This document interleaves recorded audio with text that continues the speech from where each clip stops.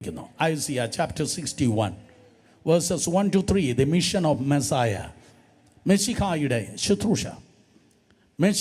ശുശ്രൂഷ എന്ന തലക്കെട്ടിൽ നിന്ന് ഈ ദൂതുകൾ 9 ഞായറാഴ്ച നാം കേൾക്കുവാൻ വേണ്ടി പോകുന്നു. യെശയ്യാ പ്രവചനം 61 അധ്യായം 1 മുതൽ 3 വരെയുള്ള വാക്യങ്ങൾ ഷൗട്ട് ചെയ്ത് വായിച്ച് ശബ്ദമുയർത്തി, എളിയവരോട് സർദ്ദോത്തമാനം ഘോഷിപ്പാൻ യഹോവ എന്നെ അഭിഷേകം ചെയ്തിരിക്കൊണ്ട് യഹോവയായ കർത്താവിൻ്റെ ആത്മാവ് എൻ്റെ മേൽ ഇരിക്കുന്നു. ഹൃദയം തകർന്നവരെ മുറിവ് കെട്ടുവാനും തടവുകാർക്ക് വിടുതലും ബദ്ധന്മാർക്ക് സ്വാതന്ത്ര്യം അറിയിപ്പാനും യഹോവയുടെ പ്രസാദവർഷവും നമ്മുടെ ദൈവത്തിൻ്റെ പ്രതികാര ദിവസവും പ്രസിദ്ധമാക്കുവാനും ദുഃഖിതന്മാരെ ഒക്കെയും ആശ്വസിപ്പിപ്പാനും സിയോനിലെ ദുഃഖിതന്മാർക്ക് വെണ്ണീരിന് പകരം അലങ്കാരമാരിയും ദുഃഖത്തിന് പകരം ആനന്ദ തൈലവും വിഷണ്ണ മനസ്സിന് പകരം സ്തുതി എന്ന മേലാട കൊടുപ്പാനും അവൻ എന്നെ അയച്ചിരിക്കുന്നു. അതെ, 9 കാര്യങ്ങളാണ് മലയാള വേദപുസ്തകം അനുസരിച്ച് നിങ്ങൾക്ക് ഈ വേദഭാഗത്തിൽ കാണുവാൻ കഴിയുന്നത്.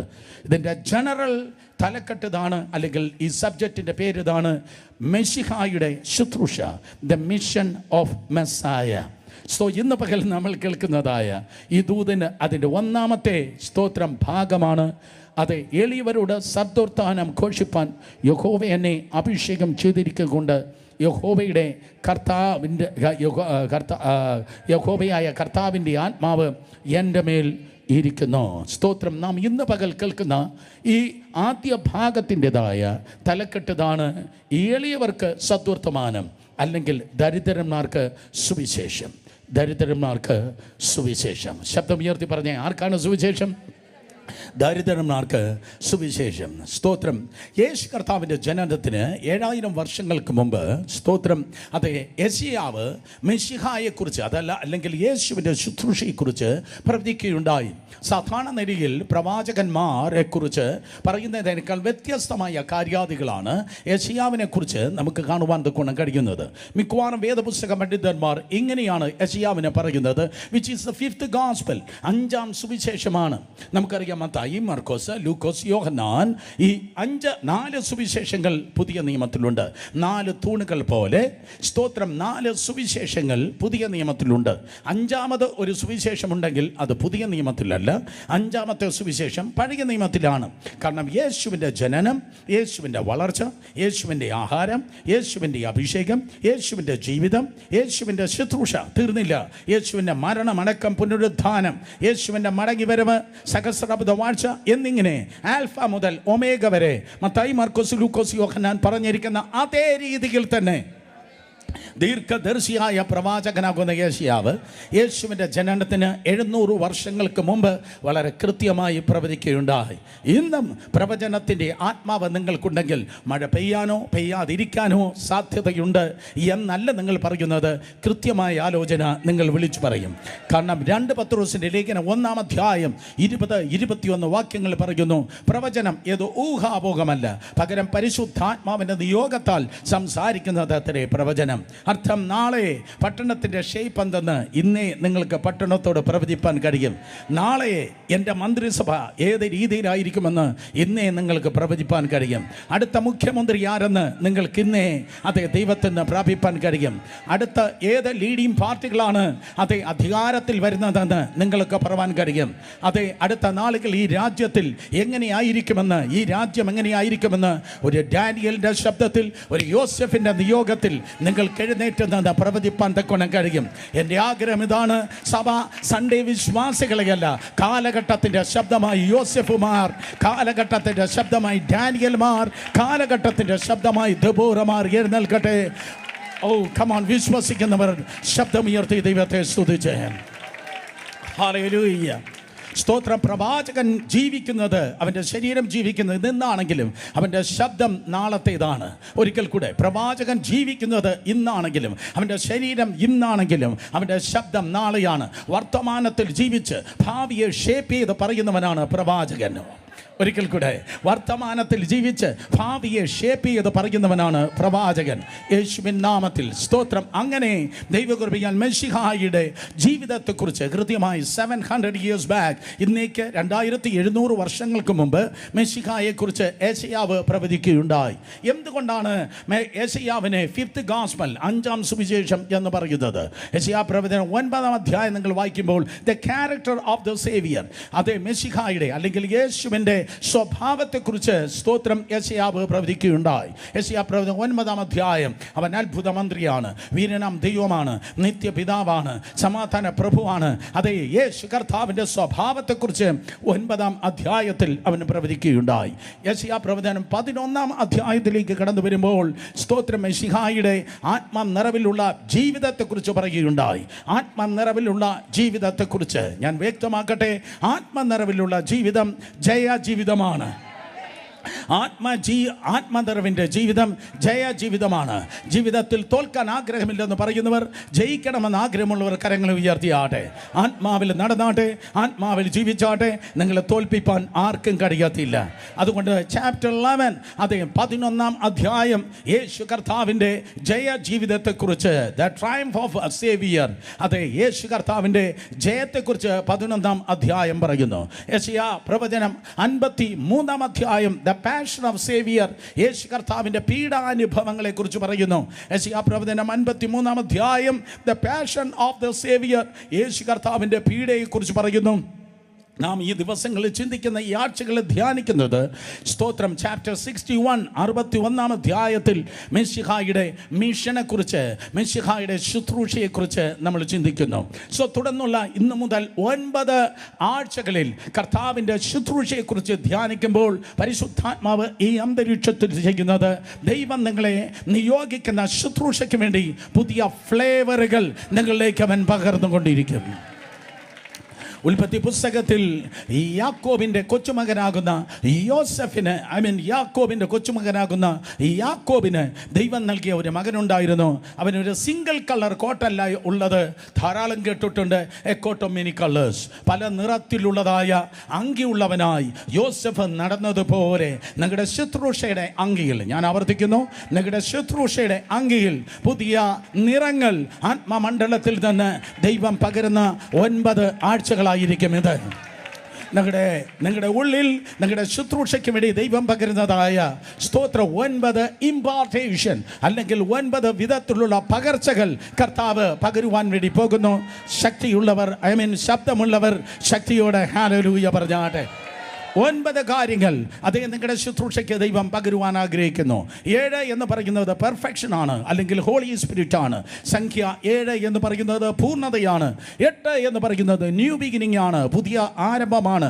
7 എന്ന് പറയുന്നത് പൂർണ്ണത, 8 എന്ന് പറയുന്നത് പുതിയ ആരംഭം, 9 എന്ന് പറയുന്നത് നിറവാണ്. 9 എന്ന് പറയുന്നത് നിറവാണ്.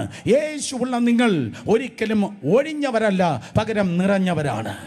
വേറെ ഒന്നുമില്ലെങ്കിലും യേശു നിങ്ങളുടെ ജീവിതത്തിലുണ്ടെങ്കിൽ നിങ്ങൾ ഒഴിഞ്ഞവരല്ല, പകരം ദൈവകൃപയാൽ നിങ്ങൾ നിറഞ്ഞവരാണ്. എഫെസ്യ ലേഖനം 1:23 പറയുന്നു, സകലത്തിനെയും തങ്ങളുടെ നിറവിനാൽ നിറയ്ക്കുന്നവനാണ് കർത്താവ്. ജീവിതത്തിൻ്റെ ഏതെങ്കിലും കോണുകൾ സൈബീരിയ പോലെ അതേ ഒഴിഞ്ഞു കിടക്കുന്നുവെങ്കിൽ, നോ, അതല്ല ദൈവത്തിൻ്റെ ഹിതം. അവൻ നിങ്ങളെ നിറയ്ക്കുവാൻ ആഗ്രഹിക്കുന്നു. 9 എന്ന് പറയുന്നത് പരിശുദ്ധാത്മാവുമായ ബന്ധത്തിൽ, നിങ്ങളെ നിറയ്ക്കുന്ന പരിശുദ്ധാത്മാവുമായ ബന്ധത്തിൽ 9 ആത്മാവിൻ്റെ ഫലങ്ങളെ നിങ്ങൾക്ക് കാണുവാൻ കഴിയും. ഗലാത്യലേഖനം 5ാം അധ്യായം 22-23 വാക്യങ്ങളിൽ ആത്മാവിൻ്റെ 9 ഫലങ്ങളെക്കുറിച്ച് വേദപുസ്തകം പറയുന്നു. പറഞ്ഞാട്ടെ, ആത്മാവിൻ്റെ ഫലമോ സ്നേഹം, സന്തോഷം, സമാധാനം, ദീർഘക്ഷമ, ദയ, പരോപകാരം, വിശ്വസത, സൗമ്യത, ഇന്ദ്രിയജമെന്ന ആത്മാവിൻ്റെ 9 ഫലങ്ങളുണ്ട്. മറുവശത്ത് ആത്മാവിൻ്റെ 9 വരങ്ങളുണ്ട്. ആത്മാവിൻ്റെ 9 ഫലങ്ങളുണ്ട്, ആത്മാവിൻ്റെ 9 വരങ്ങളുണ്ട്. 1 കൊരിന്ത്യർ ലേഖനം 12ാം അധ്യായം 8 മുതൽ 11 വരെയുള്ള വാക്യങ്ങൾ വായിക്കുമ്പോൾ ആത്മാവിൻ്റെ 9 വരങ്ങളുണ്ട്. പറഞ്ഞാട്ടെ, ജ്ഞാനത്തിൻ്റെ വചനം, പരിജ്ഞാനത്തിൻ്റെ വചനം, വീര്യപ്രവർത്തികൾ, വിശ്വാസം, പ്രവചനം, രോഗശാന്തികളുടെ വരം, ആത്മാക്കളുടെ വിവേചനം, പലവിധ ഭാഷകളുടെ വ്യാഖ്യാനം. സഹോദരങ്ങളെ, ഇത് കേൾക്കാനുള്ളതല്ല, ഇത് വായിച്ചു വിടാനുള്ളതല്ല, ഇത് നിന്റെ കുടുംബ സ്വത്താണ്. ദൈവം ഇത് നിങ്ങൾക്ക് നൽകി തൻ്റെ നാമത്തിൻ്റെ മഹത്വത്തിന് വേണ്ടി ദൈവം നിങ്ങളെ പ്രയോജനപ്പെടുത്തുവാൻ ആഗ്രഹിക്കുന്ന സ്തോത്രം. ഈ കൃപാവരം എന്ന് പറയുന്നത് ഏതോ VIP-ക്കോ ഏതോ സൂപ്പർ സ്റ്റാറിനോ ഉള്ളതല്ല. പകരം അന്ത്യകാലത്ത് നിങ്ങൾ എല്ലാവരും പ്രവചിക്കണം എന്ന അപ്പോസ്തലൻ പറഞ്ഞതുപോലെ നിങ്ങൾക്കായി സ്വർഗം നൽകുവാൻ ആഗ്രഹിക്കുന്ന 9 വരങ്ങളുണ്ട്, 9 ഫലമുണ്ട്, ആത്മാവിൻ്റെ 9 വരങ്ങളുണ്ട്. ഒരിക്കൽ കൂടെ, ആത്മാവിൻ്റെ 9 ഫലങ്ങളുണ്ട്, ആത്മാവിൻ്റെ 9 വരങ്ങളുണ്ട്. ഈ നാളുകൾ നമ്മൾ ചിന്തിക്കുന്നത് ആത്മാവിൻ്റെ 9 പ്രവൃത്തികളുമുണ്ട്, പരിശുദ്ധാത്മാവിൻ്റെ 9 പ്രവൃത്തികളുണ്ട്. ഒന്നാമത്തെ നിങ്ങൾക്ക് ആവശ്യം ക്രിസ്തുവിൻ്റെ സ്വഭാവം വെളിപ്പെടുത്തുന്നതായ ആത്മാവിൻ്റെ 9 ഫലമാണ്. ആത്മാവിൻ്റെ ഫലം നിങ്ങൾക്കുണ്ടെങ്കിൽ ആത്മാവിൻ്റെ വരങ്ങൾ നിങ്ങൾക്കുണ്ടായിരിക്കും. ആത്മാവിൻ്റെ വരം നിങ്ങൾക്കുണ്ടെങ്കിൽ നിശ്ചയം ആത്മാവിൻ്റെ പ്രവൃത്തി നിങ്ങളിലൂടെ വെളിപ്പെടും. പലരും ശ്രദ്ധിച്ചില്ല, പലരും സ്തോത്രം അതെ മൗനമായിരിക്കുന്നു. ഞാൻ ഒരിക്കൽ കൂടെ ആവർത്തിക്കട്ടെ. ആത്മാവിൻ്റെ 9 ഫലം നിങ്ങൾക്കുണ്ടെങ്കിൽ ആത്മാവിൻ്റെ 9 വരങ്ങൾ നിങ്ങളിൽ പകരുവാൻ ദൈവം ആഗ്രഹിക്കുന്നു. ആത്മാവിൻ്റെ 9 വരം നിങ്ങൾക്കുണ്ടെങ്കിൽ നിങ്ങളിലൂടെ ആത്മാവിൻ്റെ 9 പ്രവർത്തികളും ദൈവം ആവർത്തിക്കുക തന്നെ ചെയ്യും. ദൈവത്തിൻ്റെ പ്രവർത്തികളെ കർത്താവ് വെളിപ്പെടുത്തും. വിശ്വസിക്കുന്നവർ കരങ്ങളെ ഉയർത്തി ഹല്ലേലൂയ പറഞ്ഞേ. വേദപുസ്തകം പറയുന്നു, ഒന്നാമതായി the spirit of God is upon me. Yesu കർത്താവ് പറയുകയാണ്, കർത്താവിൻ്റെ ആത്മാവ് എൻ്റെ മേൽ ഉണ്ട്. സ്തോത്രം. ലൂക്കോസ് സുവിശേഷം 4-ാം അധ്യായം 18-19 വാക്യം വായിക്കുമ്പോൾ ഇതേ കാര്യം തന്നെ യേശു കർത്താവ് ആവർത്തിച്ച് പറഞ്ഞിരിക്കുന്നത് നിങ്ങൾക്ക് കാണുവാൻ കഴിയും. ഒരിക്കൽ കൂടെ ഇതേ കാര്യം തന്നെ കർത്താവ് യേശു ക്രിസ്തു ആവർത്തിച്ച് സ്വന്തം പട്ടണമാകുന്നതായ നാസറേത്തിൽ പറയുകയുണ്ടായി. യേശു സ്തോത്രം അതെ 40 യേശു കർത്താവ് യോർദാനിൽ വെച്ച് സ്നാനപ്പെട്ടു. യോർദാനിൽ യേശു സ്നാനപ്പെട്ടു. യേശു കർത്താവ് യോർദാൻ്റെ കരയിൽ നിന്ന് പ്രാർത്ഥിക്കുമ്പോൾ സ്വർഗം തുറന്ന് പരിശുദ്ധ ആത്മാവ് പ്രാപന്ന ദേഹരൂപത്തിൽ യേശുവിൻ്റെ മേൽ കടന്നു വന്നു. ഒരിക്കൽ കൂടെ, പരിശുദ്ധാത്മാവിനാൽ യേശു നിറയപ്പെട്ടത് യോർദാൻ്റെ കരയിൽ വെച്ചാണ്. യോർദാൻ എന്ന് പറഞ്ഞാൽ സെപ്പറേഷൻ. ഒരർത്ഥം അതേ സെപ്പറേഷൻ, വേർപാട്. രണ്ടാമത്തെ അർത്ഥം മരണ യോർദാൻ എന്ന് പറയുന്നു. സെപ്പറേഷനാണ്. മറ്റൊന്ന് മരണ യോർദാനാണ്. ഞാൻ നിങ്ങൾ നോക്കി പറയട്ടെ, എവിടെയാണോ ജീവിതം തീർന്നു, ചത്തു എന്ന് പറയുന്നത്, അല്ലെങ്കിൽ എവിടെയാണോ ജീവിതം അവസാനിച്ചു എന്ന് പറയുന്നത്, എവിടെയാണോ സ്തോത്രം അതേ ഒരു യോർദാൻ ഒഴുകുന്നു എന്ന് തോന്നുന്നത്, അവിടെ ഒരു പുതിയ അഭിഷേകം, പുതിയ നിറവ് നിങ്ങളിൽ പകർന്ന് പുതിയ ആരംഭം നൽകുന്നവനാണ് കർത്താവ്. ഹല്ലേലൂയ. യാക്കോബ് അവസാനിച്ചത് യാബോക്ക് കടവ് എന്ന യോർദാനിലാണ്. പക്ഷേ ഇസ്രായേൽ ആരംഭിച്ചത് യാബോക്ക് കടവിൽ നിന്നാണ്. എത്ര പേർക്ക് മനസ്സിലായി? യാക്കോബിൻ്റെ അവസാനം സ്തോത്രം യാബോക്ക് കടവായിരുന്നു. ഇസ്രായേലിൻ്റെ ആരംഭവും അതേ യാബോക്ക് കടവിലാണ്. സ്തോത്രം. സമയം അതേ വിഷയം മാറാൻ പാടില്ലല്ലോ, ശ്രദ്ധിച്ച് കേൾക്കണമേ. സ്തോത്രം. അതേ യോർദാൻ്റെ കരയിൽ വെച്ച് യേശു പരിശുദ്ധ ആത്മാവിൽ നിറയപ്പെട്ടു. സ്തോത്രം. യേശു കർത്താവ് മരുഭൂമിയിലേക്ക് പരിശുദ്ധ ആത്മാവിനാൽ നയിക്കപ്പെട്ടു. ലൂക്കോസ് സുവിശേഷം 4:1 പറയുന്നു, അവൻ മരുഭൂമിയിൽ 40 ദിവസം ഉപവസിച്ച് പ്രാർത്ഥിച്ചു. 40 ദിവസം മരുഭൂമിയിൽ ഉപവസിച്ച് പ്രാർത്ഥിച്ച യേശു, ലൂക്കോസ് 4:14 പറയുന്നു, with the power of the spirit, ആത്മാവിൻ്റെ ശക്തിയോടെ അവൻ ഗലീലയ്ക്ക് മടങ്ങി വന്നു. സോ യോർദാനിൽ വെച്ച് പരിശുദ്ധ ആത്മാവ്, മരുഭൂമിയിൽ വെച്ച് ആത്മാവിൻ്റെ ശക്തി. ഒരിക്കൽ കൂടെ, യോർദാനിൽ വെച്ച് പരിശുദ്ധ ആത്മാവ്, അതേ മരുഭൂമിയിൽ വെച്ച് ആത്മാവിൻ്റെ ശക്തി. രണ്ടും നല്ല സ്ഥലങ്ങളല്ല. മരണത്തിന് തത്തുല്യമായ വേദനയും ഒറ്റപ്പെട്ട മരുഭൂമിയും, മരണത്തിന് തത്തുല്യമായ വേദനയും ഒറ്റപ്പെട്ട മരുഭൂമിയും. ആരെങ്കിലും ഒരു യോർദാൻ നിന്റെ ജീവിതത്തിൽ ഉയരുമ്പോൾ, ഒരു മരുഭൂമിയിലേക്ക് നീ എറിയപ്പെടുമ്പോൾ, താടിക്ക് കൈ കൊടുക്കരുത്, സെൽഫിറ്റിയിലിരിക്കല്ല്. കാരണം ആർക്കും വെളിപ്പെട്ടിട്ടില്ലാത്ത അഭിഷേകത്തിൻ്റെ പുതിയ തലങ്ങൾ നിനക്കായി സ്വർഗം തുറക്കുകയാണ്. യേശു കർത്താവിന് വേണ്ടി പരിശുദ്ധാത്മാവ് പകരപ്പെട്ടത് യോർദാൻ്റെ കരയിലാണ്. ആരിലും വെളിപ്പെട്ടിട്ടാണ് ദൈവശക്തിയാൽ കർത്താവിനെ എക്വിപ്പ് ചെയ്തത്, നിറച്ചത് സ്തോത്രം മരുഭൂമിയിൽ വെച്ചാണ്. തിരുവചനം പറയുന്നു, സ്തോത്രം അപ്പോസ്തലപ്രവൃത്തി 10:38, പിതാവായ ദൈവം നസ്രേന യേശുവിനെ പരിശുദ്ധ ആത്മാവിനാലും ശക്തിയാലും അഭിഷേകം ചെയ്തു. മോശയെ പോലെയോ ഏലിയാവിനെ പോലെയോ എലീശായെ പോലെ അല്ല. യോഹന്നാൻ 3:34 പറയുന്നു, അളവില്ലാത്ത അഭിഷേകത്താൽ കർത്താവ് യേശു നിറയപ്പെടുകയുണ്ടായി. കരങ്ങളെ ഉയർത്തി ഹല്ലേലൂയ പറഞ്ഞാട്ടെ. പുതിയ സഭയെ നോക്കി ഞാൻ വിളിച്ചു പറയട്ടെ, അളവില്ലാത്ത അഭിഷേകം യേശുവിനുണ്ടായിരുന്നുവെങ്കിൽ ദൈവം നിങ്ങളെ നിറയ്ക്കുന്നത് എലീശായുടെ പാത്രത്തിലല്ല, മോശയുടെ പാത്രത്തിലല്ല, കർത്താവ് യേശുവിൻ്റെ പാത്രത്തിലത്രേ. ഹല്ലേലൂയ.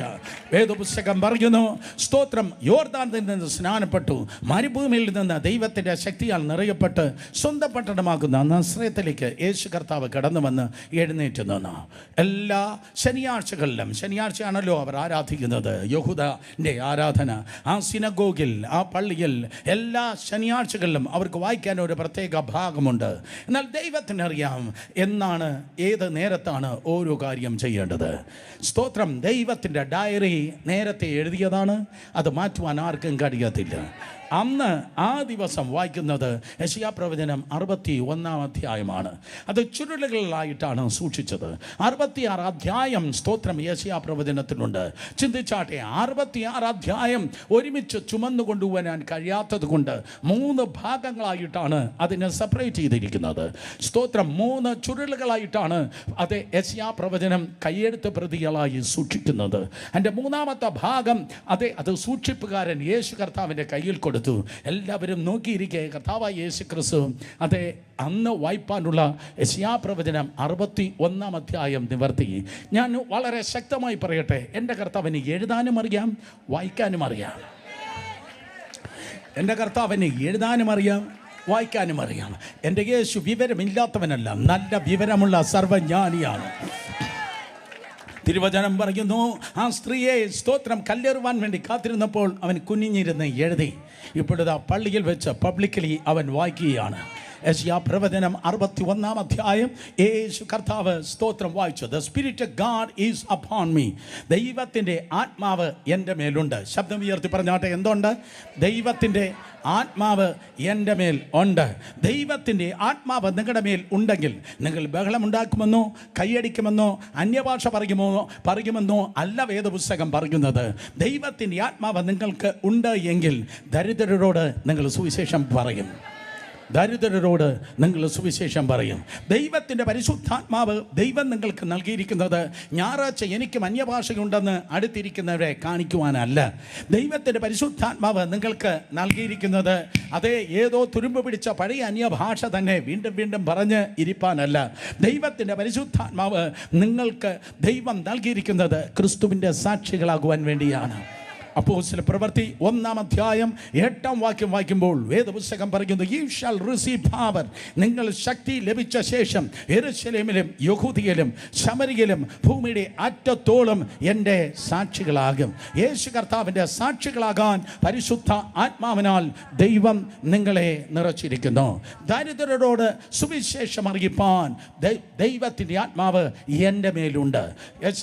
യെശയ്യാ പ്രവചനം നിങ്ങൾ വായിക്കുമ്പോൾ എളിയവരോട് സത്വർത്താനം അറിയിപ്പാൻ, എളിയവരെന്ന് പറഞ്ഞാൽ ദരിദ്രരോട് സുവിശേഷം അറിയിപ്പാൻ സ്തോത്രം ദൈവത്തിൻ്റെ ആത്മാവ് എൻ്റെ മേൽ ഉണ്ട്.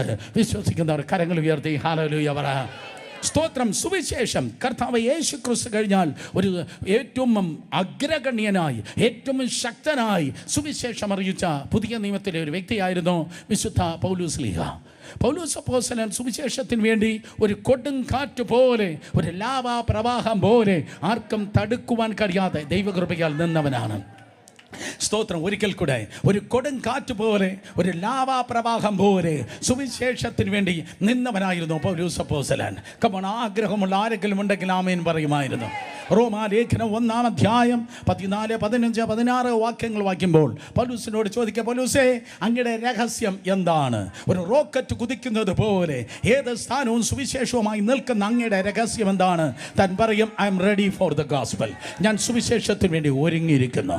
ഞാൻ യഹൂദനും അതേ ജാതികൾക്ക് ഞാൻ സുവിശേഷം നിമിത്തം കടക്കാരനാണ്. ഞാൻ യഹൂദനും ജാതിക്കും വേണ്ടി ഞാൻ കടക്കാരനാണ്. നമ്പർ 3, മൂന്നാമതായി താൻ പറയും, സുവിശേഷത്തെക്കുറിച്ച് എനിക്ക് ലജ്ജയില്ല. സുവിശേഷത്തെക്കുറിച്ച് എനിക്ക് ലജ്ജയില്ല. സദ്വർത്തമാനം എന്ന ഈ വിഷയം കേൾക്കുമ്പോൾ ഈ 3 കാര്യം നിങ്ങളുടെ രക്തത്തിൽ ലയിച്ചിരിക്കണം, നിങ്ങളുടെ ഹൃദയത്തിൽ പതിഞ്ഞിരിക്കണം. 1, ഞാൻ സുവിശേഷം പറവാൻ ഒരുങ്ങിയിരിക്കുന്നു. സുവിശേഷം പറവാൻ ഞാൻ ഒരുങ്ങിയിരിക്കുന്നു. Be ready in season and out of season. സമയത്തിലും അസമയത്തിലും ഒരുങ്ങിയിരുന്നാട്ടെ. ഞായറാഴ്ച മാത്രമുള്ള ഒരുക്കമല്ല, മൺഡേ ടു സാറ്റർഡേ പറന്നു പോകുന്ന പറവയോട് പോലും സുവിശേഷം പറയാൻ വേണ്ടി ഒരുങ്ങിയിരിക്കുകയാണ്. രണ്ടുപേരെ തൊട്ട് പറഞ്ഞാട്ടെ, നമ്മൾ ഒരുങ്ങിയിരിക്കണം. പെട്ടെന്ന് പറഞ്ഞ്, നമ്മൾ ഒരുങ്ങിയിരിക്കണം. നമ്പർ 1, ഒന്ന് നിനക്കുള്ള ഒരുക്കം, യേശുവിൻ്റെ വരവിന് വേണ്ടി നിങ്ങൾ ഒരുങ്ങിയിരിക്കണം. 2, സുവിശേഷം പറയാൻ ഒരുങ്ങിയിരിക്കണം. മനസ്സിലാക്കണം, ഒരു ദിവസം ക്രിസ്തുവിൻ്റെ സിംഹാസനത്തിന് മുൻപിൽ നീ ഞാൻ ചെന്ന് നിൽക്കുമ്പോൾ അന്ന് എണ്ണി അതേ നിങ്ങൾ ഞാൻ കണക്ക് കൊടുക്കണം. കർത്താവ് പറയും, എത്ര പേരോട് നീ സുവിശേഷം പറഞ്ഞു, ഞാൻ നിനക്ക് ഇത്രയും അവസരം തന്നു, ഇത്രയും നല്ല ദൂതുകൾ തന്നു, ഇത്രയും നല്ല ആത്മീയ അന്തരീക്ഷം തന്നു, പരിശുദ്ധ ആത്മാവിനെ ഞാൻ നിനക്ക് തന്നു, ഇത്രയും താലതകൾ നൽകി. എണ്ണി നമ്മൾ കണക്ക് കൊടുക്കണം. അതുകൊണ്ട് നാം മനസ്സിലാക്കണം, അതേ നമ്മൾ രക്ഷിക്കപ്പെടാത്ത ജനത്തിന് വേണ്ടി നമ്മൾ കടക്കാരാണ്. We are the debtors. രക്ഷിക്കപ്പെടാത്ത ജനത്തിന് വേണ്ടി നമുക്ക് കടമുണ്ട്, നാം കടക്കാരാണ്. പൗലോസ് പറയുന്നു, മറ്റുള്ളവരോട് സുവിശേഷം പറയാൻ ആ കടമ എൻ്റെ മേൽ ഉണ്ട്. ഞാൻ ഒരുങ്ങിയിരിക്കുന്നു, ആ കടം എൻ്റെ മേലുണ്ട്. നമ്പർ 3, സുവിശേഷത്തെക്കുറിച്ച് എനിക്ക് ലജ്ജയില്ല. ശബ്ദം ഉയർത്തി പറഞ്ഞാട്ടെ, സുവിശേഷത്തെക്കുറിച്ച് എനിക്ക് ലജ്ജയില്ല. ഒരിക്കൽ കൂടെ, യേശു കർത്താവിനെ കുറിച്ച് പറയാൻ ലജ്ജിക്കരുത്. അവൻ്റെ രക്ഷകൻ എന്ന് പറയാൻ ലജ്ജിക്കരുത്. വോട്ടേഴ്സ് ലിസ്റ്റിലും റേഷൻ കാർഡിലും പാസ്പോർട്ടിലും എൻ്റെ പേര് എഴുതിയിരിക്കുന്നു എന്ന് പറയുന്നതിനേക്കാൾ ആവേശത്തോടെ പറയണം, ജീവൻ്റെ പുസ്തകത്തിൽ എൻ്റെ പേര് എഴുതിയിരിക്കുന്ന. അമേരിക്കൻ ആക്സെൻറ്റിലും അതേ ബ്രിട്ടീഷ് ആക്സെൻറ്റിലും മാറി എനിക്ക് ഇംഗ്ലീഷ് പറയാൻ കഴിയും എന്ന് പറയുന്നതിനേക്കാൾ ആവേശത്തോട് പറയണം, ഒരു മനുഷ്യന് മനസ്സിലാകാത്തതായ സ്വർഗീയ ഭാഷകൾ ഞാൻ സംസാരിക്കുന്നു. അതേ, ശ്രീലങ്കയിലേക്ക് എനിക്ക് കടൽ നീന്തി കടക്കാൻ കഴിയുമെന്ന് പറയുന്നതിനേക്കാൾ ആവേശത്തോടെ പറയണം, സ്തോത്രം, പിതാവിൻ്റെ പുത്രൻ്റെ പരിശുദ്ധാത്മാവിൻ്റെ നാമത്തിൽ ഞാൻ വെള്ളത്തിൽ മുങ്ങി ഞാൻ സ്നാനപ്പെട്ടിരിക്കുന്നു. സുവിശേഷത്തെക്കുറിച്ച് ലജ്ജിക്കരുത്. ഞാൻ ക്രിസ്തുവിൻ്റെ സാക്ഷി എന്ന് പറയാൻ ലജ്ജിക്കരുത്. ഏതോ വലിയ കമ്പനിയുടെ എക്സിക്യൂട്ടീവ് എന്ന് പറയുന്നതിനേക്കാൾ എത്രയോ വലിയ മഹത്തരമായ കാര്യമാണ് ഞാൻ സുവിശേഷ വേല ചെയ്യുന്നു എന്ന് പറയുന്നത്. അതേ, സുവിശേഷത്തെക്കുറിച്ച് ലജ്ജയില്ലാത്തവർ 2 കരങ്ങൾ ശക്തിയോടെ ദൈവത്തെ സ്തുതിച്ചേ.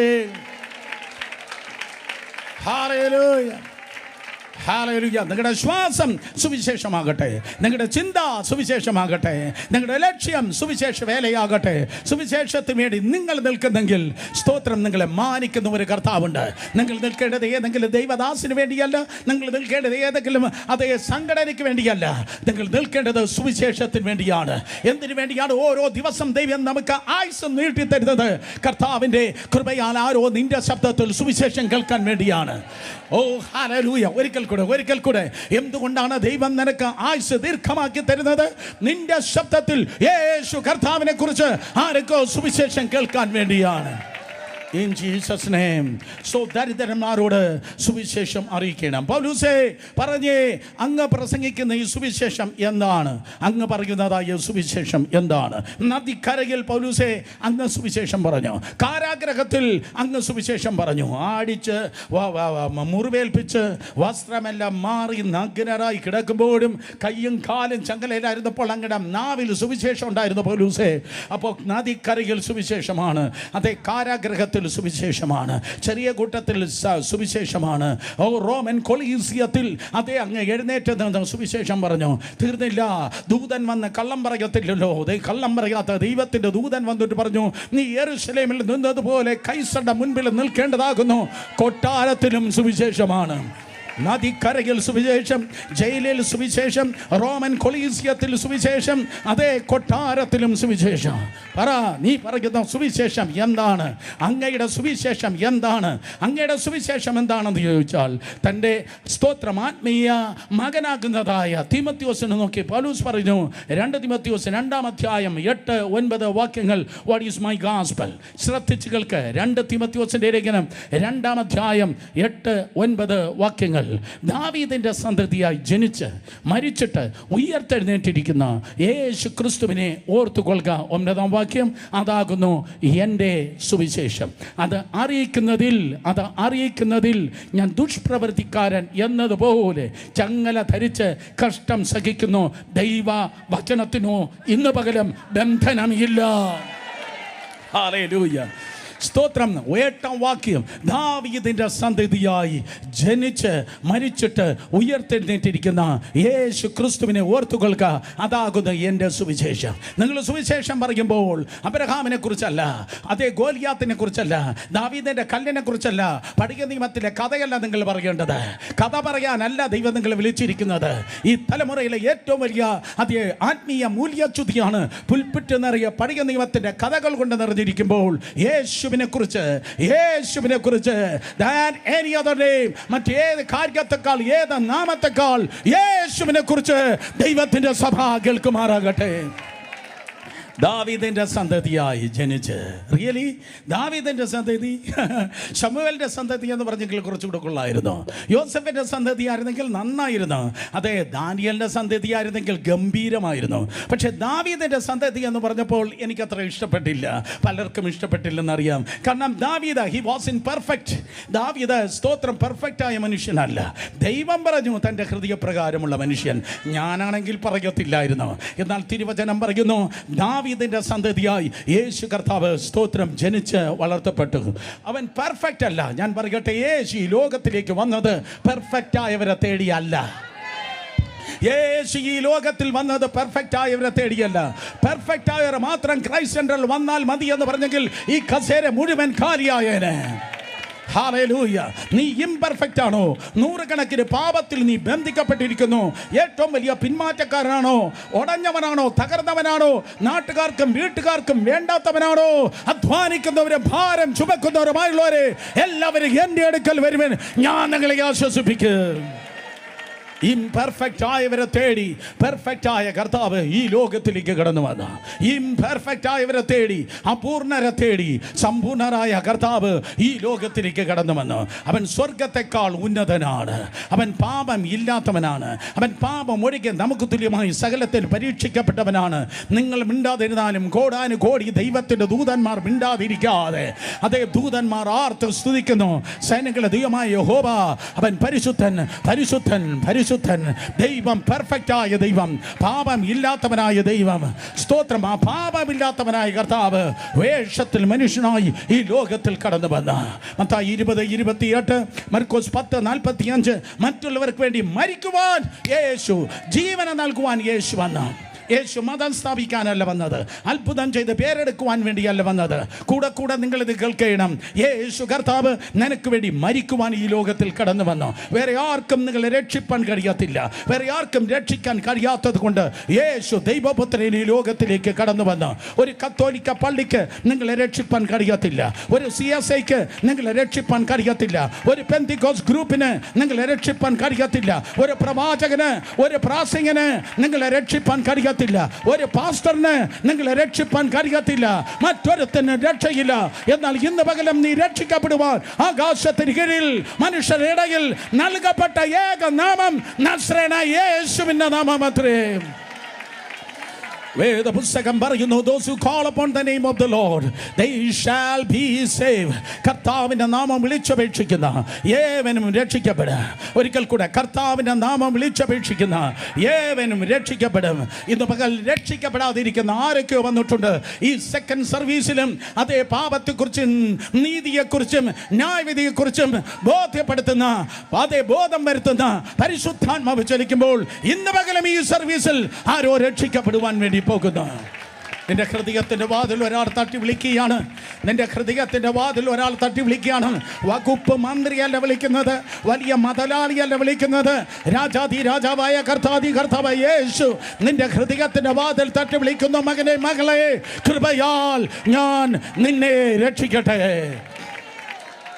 ഇംപെർഫെക്റ്റായ മാനവജാതിയെ രക്ഷിപ്പാൻ പെർഫെക്റ്റായ കർത്താവ് ഈ ലോകത്തിൽ കടന്നു വന്നു. കാരണം മത്തായി സുവിശേഷം 9:12 വേദപുസ്തകം പറയുന്നു, സ്തോത്രം, അതെ, രോഗിക്ക് വൈദ്യനെ കൊണ്ട് ആവശ്യം. പാപം എന്ന രോഗത്താൽ മാനവജാതി നിറഞ്ഞിരിക്കുമ്പോൾ രോഗിക്ക് വൈദ്യനെ കൊണ്ട് ആവശ്യം.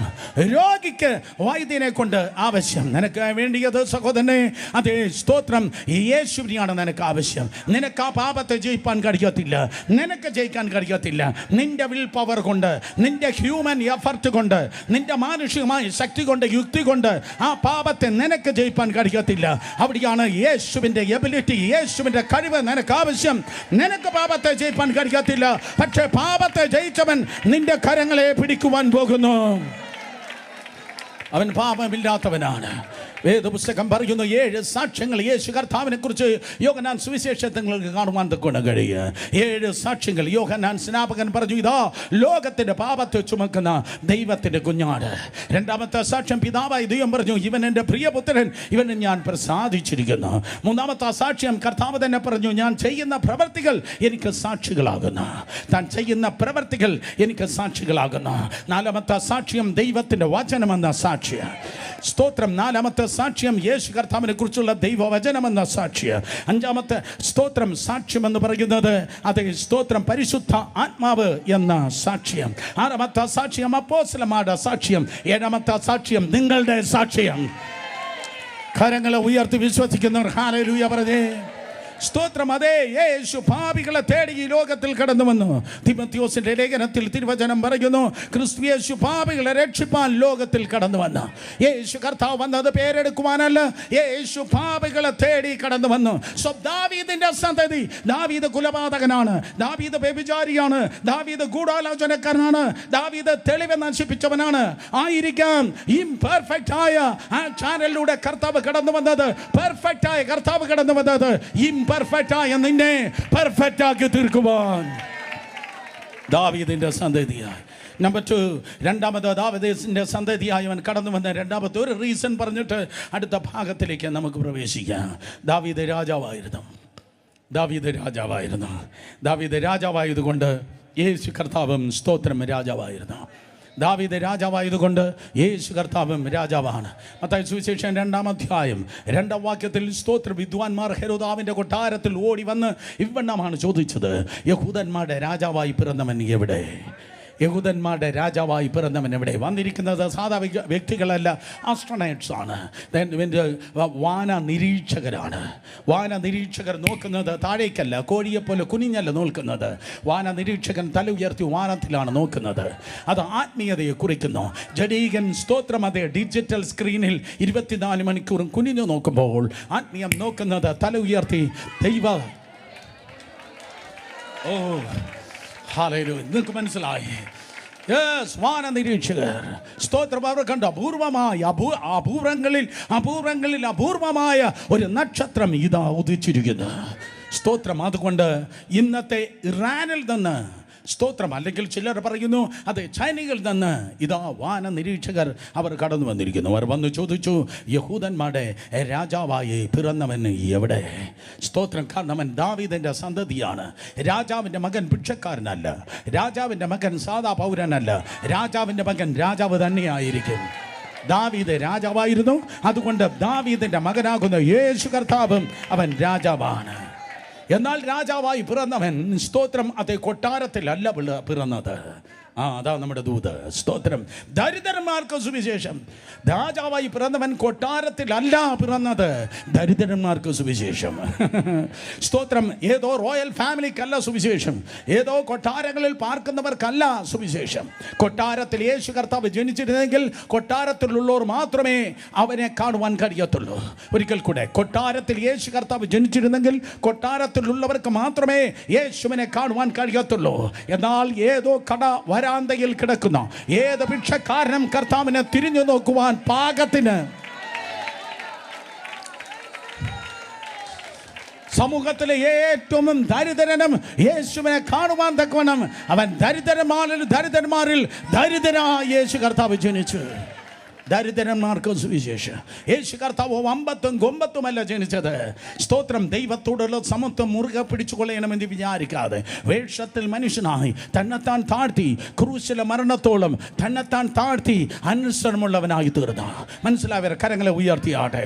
അർത്ഥം, ഈ തലമുറയിൽ ഞാൻ അനുഗ്രഹിക്കപ്പെടണം, ഈ തലമുറയിൽ മറ്റുള്ളവർക്ക് ഞാൻ പ്രയോജനമുള്ളവർ പാത്രമാകണം, ഈ തലമുറയിൽ കൂടുതൽ ആത്മാക്കളെ ഞാൻ നേടണമെന്ന് ആരെങ്കിലും ആഗ്രഹിക്കുന്നുവെങ്കിൽ എത്രത്തോളം നിനക്ക് താഴ്മയുണ്ടോ അത്രത്തോളം വലിയ കൊയ്ത്തായിരിക്കും നിന്നിലൂടെ ദൈവം ചെയ്യുന്നത്.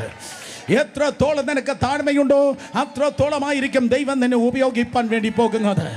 ദൈവം ഇന്ന് പകൽക്കാലം ഈ ചർച്ചിനോട് ആവശ്യപ്പെടുന്നത് യജമാനന്മാരെയല്ല, ദാസന്മാരെയത്രേ.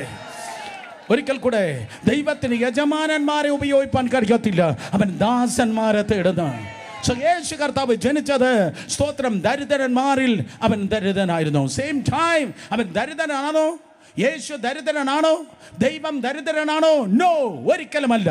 ഞാൻ പ്രസംഗിക്കുന്ന കർത്താവ്, നിന്റെ പിതാവ് സ്വർഗത്തിലെ അപ്പൻ, അവൻ ദരിദ്രനല്ല. 24-ാം സങ്കീർത്തനം 1-ാം വാക്യം, ഭൂമിയും അതിൻ്റെ നിറവും ഭൂതലം അതിൻ്റെ നിവാസികളും യഹോവയ്ക്കുള്ളത്. മറ്റൊരർത്ഥത്തിൽ പറഞ്ഞാൽ പ്രകൃതിയും പ്രപഞ്ചവും ദൈവത്തിൻ്റെ സ്വത്താണ്, ദൈവത്തിൻ്റെ വകയാണ്. സ്തോത്രം.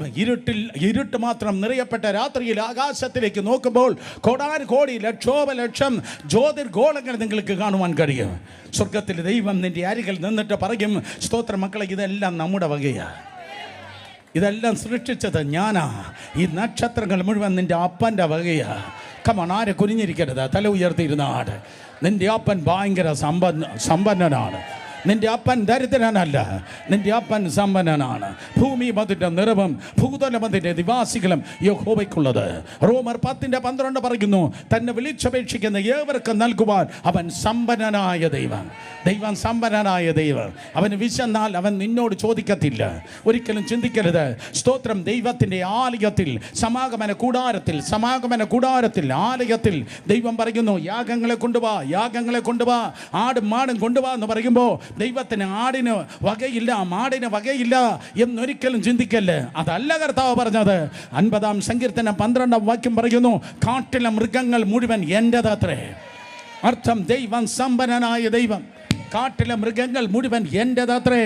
സമ്പന്നനായ ദൈവം. ഭൂമിയും അതിൻ്റെ നിറവും ദൈവത്തിൻ്റെതാണ്.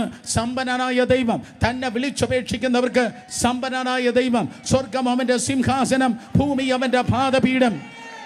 നിന്റെ ദൈവം ലോക്കൽ അല്ല, നിന്റെ ദൈവം യൂണിവേഴ്സൽ അത്രേ. സമ്പന്നനായ ദൈവം. ആ സമ്പന്നനായ ദൈവം ആ സമ്പത്തിനെ മാറ്റിവെച്ച് ദരിദ്രനായി ഈ ലോകത്തിലേക്ക് കടന്നു വന്ന, വളരെ ശ്രദ്ധിക്കുക അടുത്ത സെന്റൻസ്, അവൻ റെപ്രസെന്റ് ചെയ്തത് ദരിദ്രന്മാരെയായിരുന്നു. യേശു പ്രതിനിധാനം ചെയ്തത്, സ്തോത്രം, അതേ ദരിദ്രന്മാരെയായിരുന്നു. യേശു കർത്താവ് അതേ ദരിദ്രന്മാരുടെ പ്രതിനിധിയായിരുന്നു. ഈ ദിവസം വളരെ കൃത്യമായി കേട്ടാട്ടെ. ആഹാരത്തിന് വേണ്ടി നിങ്ങൾ ബുദ്ധിമുട്ടുന്നു എങ്കിൽ, വസ്ത്രത്തിന് വേണ്ടി നിങ്ങൾ ഞെരുക്കം അനുഭവിക്കുന്നുവെങ്കിൽ, ഒരു ചെറിയ ഇടുങ്ങിയ വാടക വീട്ടിൽ നിങ്ങൾ ഞെരുക്കത്തിൽ കഴിയുന്നു എങ്കിൽ, അതേ ഈ ചൂട് കാലത്ത് സഹിക്കാൻ കഴിയാത്ത ചൂടിൽ ആസ്പെറ്റോസ് ഷീറ്റിൻ്റെ കീഴിൽ നിങ്ങൾ വിയർത്ത് രാത്രിയും പകലും ഒരു പുഴുവിനെ പോലെ പിടയ്ക്കുന്നുവെങ്കിൽ, എൻ്റെ ബൈബിൾ പറയുന്നു, യേശു കർത്താവ് ദരിദ്രന്മാരെ റെപ്രസെന്റ് ചെയ്തു. യേശു കർത്താവ് അവൻ ദരിദ്രനായി കടന്നു വന്ന്, യേശുവിൻ്റെ ജീവിതത്തിൻ്റെ ഓരോ സെഗ്മെൻ്റ് നിങ്ങൾ നോക്കുമ്പോൾ ഏതോ ഓവർ പ്രോസ്പെരിറ്റി അല്ല നിങ്ങൾക്ക് കാണുവാൻ കഴിയുന്നത്, ദാരിദ്ര്യത്തിൻ്റെ പ്രതിഫലനം നിങ്ങൾക്ക് കാണുവാൻ കഴിയുക. എന്തിനു വേണ്ടി? നിനക്ക് വേണ്ടി, നിന്റെ സ്ഥിതി മാറ്റുവാൻ. ഇന്ന് പകൽക്കാലം ഞാൻ പറയുന്നത് ദരിദ്ര സുവിശേഷമല്ല, ഞാൻ പറയുന്നത് തേജസ്സിൻ്റെ സുവിശേഷമാണ്. ആ തേജസ്സിന്റെ സുവിശേഷം കൃത്യമായി പറയുന്നു, യേശു കർത്താവ് ദരിദ്രന്മാരെ പ്രതിനിധീകരിച്ച് ഈ ലോകത്തിൽ കടന്നു വന്നു. സ്തോത്രം. ഉദാഹരണമായി അവൻ്റെ ജനനത്തിങ്കിൽ അവൻ ദരിദ്രനായിരുന്നു. ലൂക്കോസ് സുവിശേഷം 2-ാം അധ്യായം 7-ാം വാക്യം. ലൂക്കോസ് സുവിശേഷം 2-ാം അധ്യായം 7-ാം വാക്യം. അവൾ ആദ്യജാതനായ മകനെ പ്രസവിച്ചു. ശീലകൾ ചുറ്റി വഴിയമ്പലത്തിൽ അവർക്ക് സ്ഥലം ഇല്ലാകിയാൽ പശുത്തൊട്ടിയിൽ കിടത്തി. 2000 വർഷങ്ങൾക്ക് മുമ്പ് യേശു കർത്താവ് ജനിക്കുകയാണ്.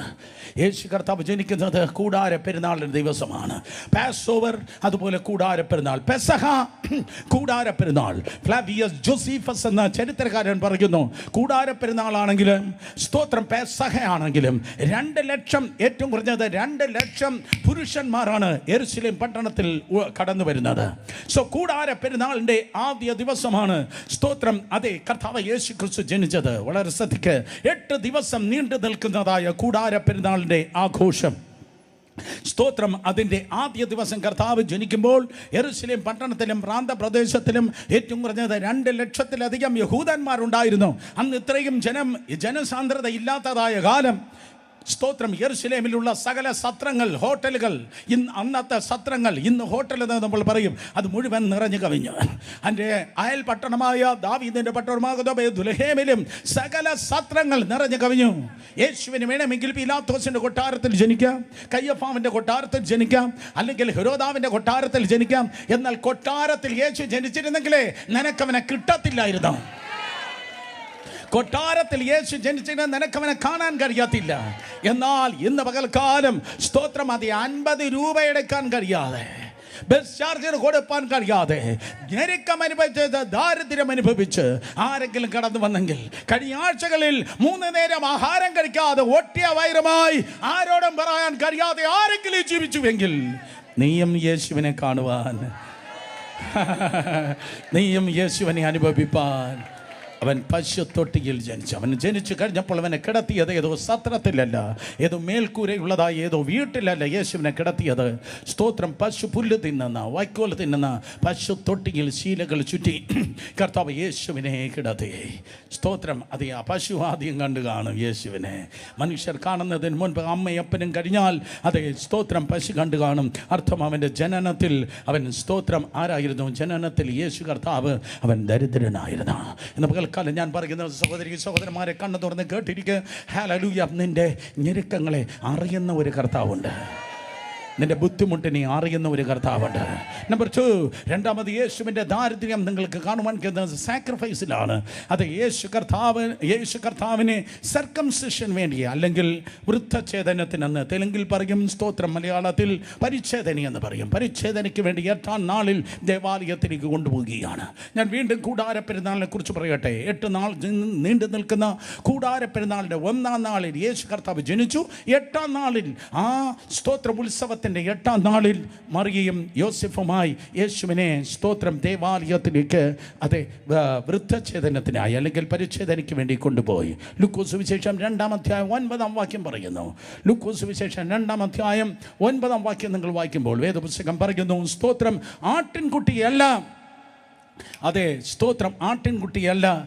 അന്നവിടെ 19-ാം വാക്യം, സ്തോത്രം ആട്ടിൻകുട്ടിയല്ല അന്ന് നിങ്ങൾക്ക് കാണുവാൻ കഴിയുന്നത്, അവരുടെ കയ്യിൽ കുറുപ്രാവതിനെ അത്രേ കാണാൻ കഴിയുന്നത്. ഈ വാക്യം സ്തോത്രം അതെ 21-ാം വാക്യം 21-ാം വാക്യം, പരിച്ഛേദന കഴിപ്പാനുള്ള 8 ദിവസം തികഞ്ഞപ്പോൾ അവൻ ഗർഭത്തിൽ ഉൽപ്പാദിപ്പിക്കുന്നതിന് മുമ്പേ ദൂതൻ പറഞ്ഞതുപോലെ അവന് യേശു എന്ന് പേരിട്ടു. പിന്നെ 22-ാം വാക്യം, അടുത്ത വാക്യത്തിൽ എന്താ പറയുന്നത്? അവർ സ്തോത്രം മോശയുടെ ന്യായപ്രമാണം അവളുടെ ശുദ്ധീകരണ കാലം തികഞ്ഞപ്പോൾ, അടുത്ത വാക്യം 23-ാം വാക്യം, സ്തോത്രം കടിഞ്ഞൂലായ ആണൊക്കെയും കർത്താവിന് വിശുദ്ധം ആയിരിക്കണമെന്ന് കർത്താവിൻ്റെ ന്യായപ്രമാണത്തിൽ എഴുതിയിരിക്കുന്നത് പോലെ അവനെ കർത്താവിന് അർപ്പിപ്പാനും ഒരു ഇണ കുറുപ്രാവിനെയോ 2 പ്രാവിൻ കുഞ്ഞിനെയോ കർത്താവിൻ്റെ ന്യായപ്രമാണത്തിൽ കൽപ്പിച്ചതുപോലെ യാഗം കഴിപ്പാനും അവർ അവനെ യെരുശലേമിലേക്ക് കൊണ്ടുപോയി. ഒരിക്കൽ കൂടെ 24, ലൂക്കോസ് 2:24 പറയുന്നു, യേശു കർത്താവിനെ പരിച്ഛേദനയ്ക്ക് വേണ്ടി കൊണ്ടുപോകുമ്പോൾ യോസെഫിൻ്റെ കയ്യിൽ അല്ലെങ്കിൽ മാതാപിതാക്കളുടെ കയ്യിൽ സ്തോത്രം കുറുപ്രാവിനെയോ 2 പ്രാവിൻ കുഞ്ഞിനെയോ യാഗം കഴിക്കണമെന്ന് പറയുന്നത് പോലെ 2 പ്രാവിനെ മാത്രമേ അവിടെ കയ്യിലുണ്ടായിരുന്നുള്ളൂ. ലേവ്യ പുസ്തകം 12-ാം അധ്യായം 9-ാം വാക്യം നിങ്ങൾ വായിച്ചാൽ സാധാരണ ആട്ടുകൊറ്റനെയാണ് കൊണ്ടുപോകുന്നത്, ആടിനെയാണ് കൊണ്ടുപോകുന്നത്. അതിനു മുൻപ് ലക്ഷക്കണക്കിന് ആൺകുഞ്ഞുങ്ങളെ ദേവാലയത്തിൽ കൊണ്ടുപോയി പരിച്ഛേദന ചെയ്യുമ്പോൾ ലക്ഷക്കണക്കിന് സ്തോത്രം ആടുകളുടെ യാഗം നടന്നു കഴിഞ്ഞു.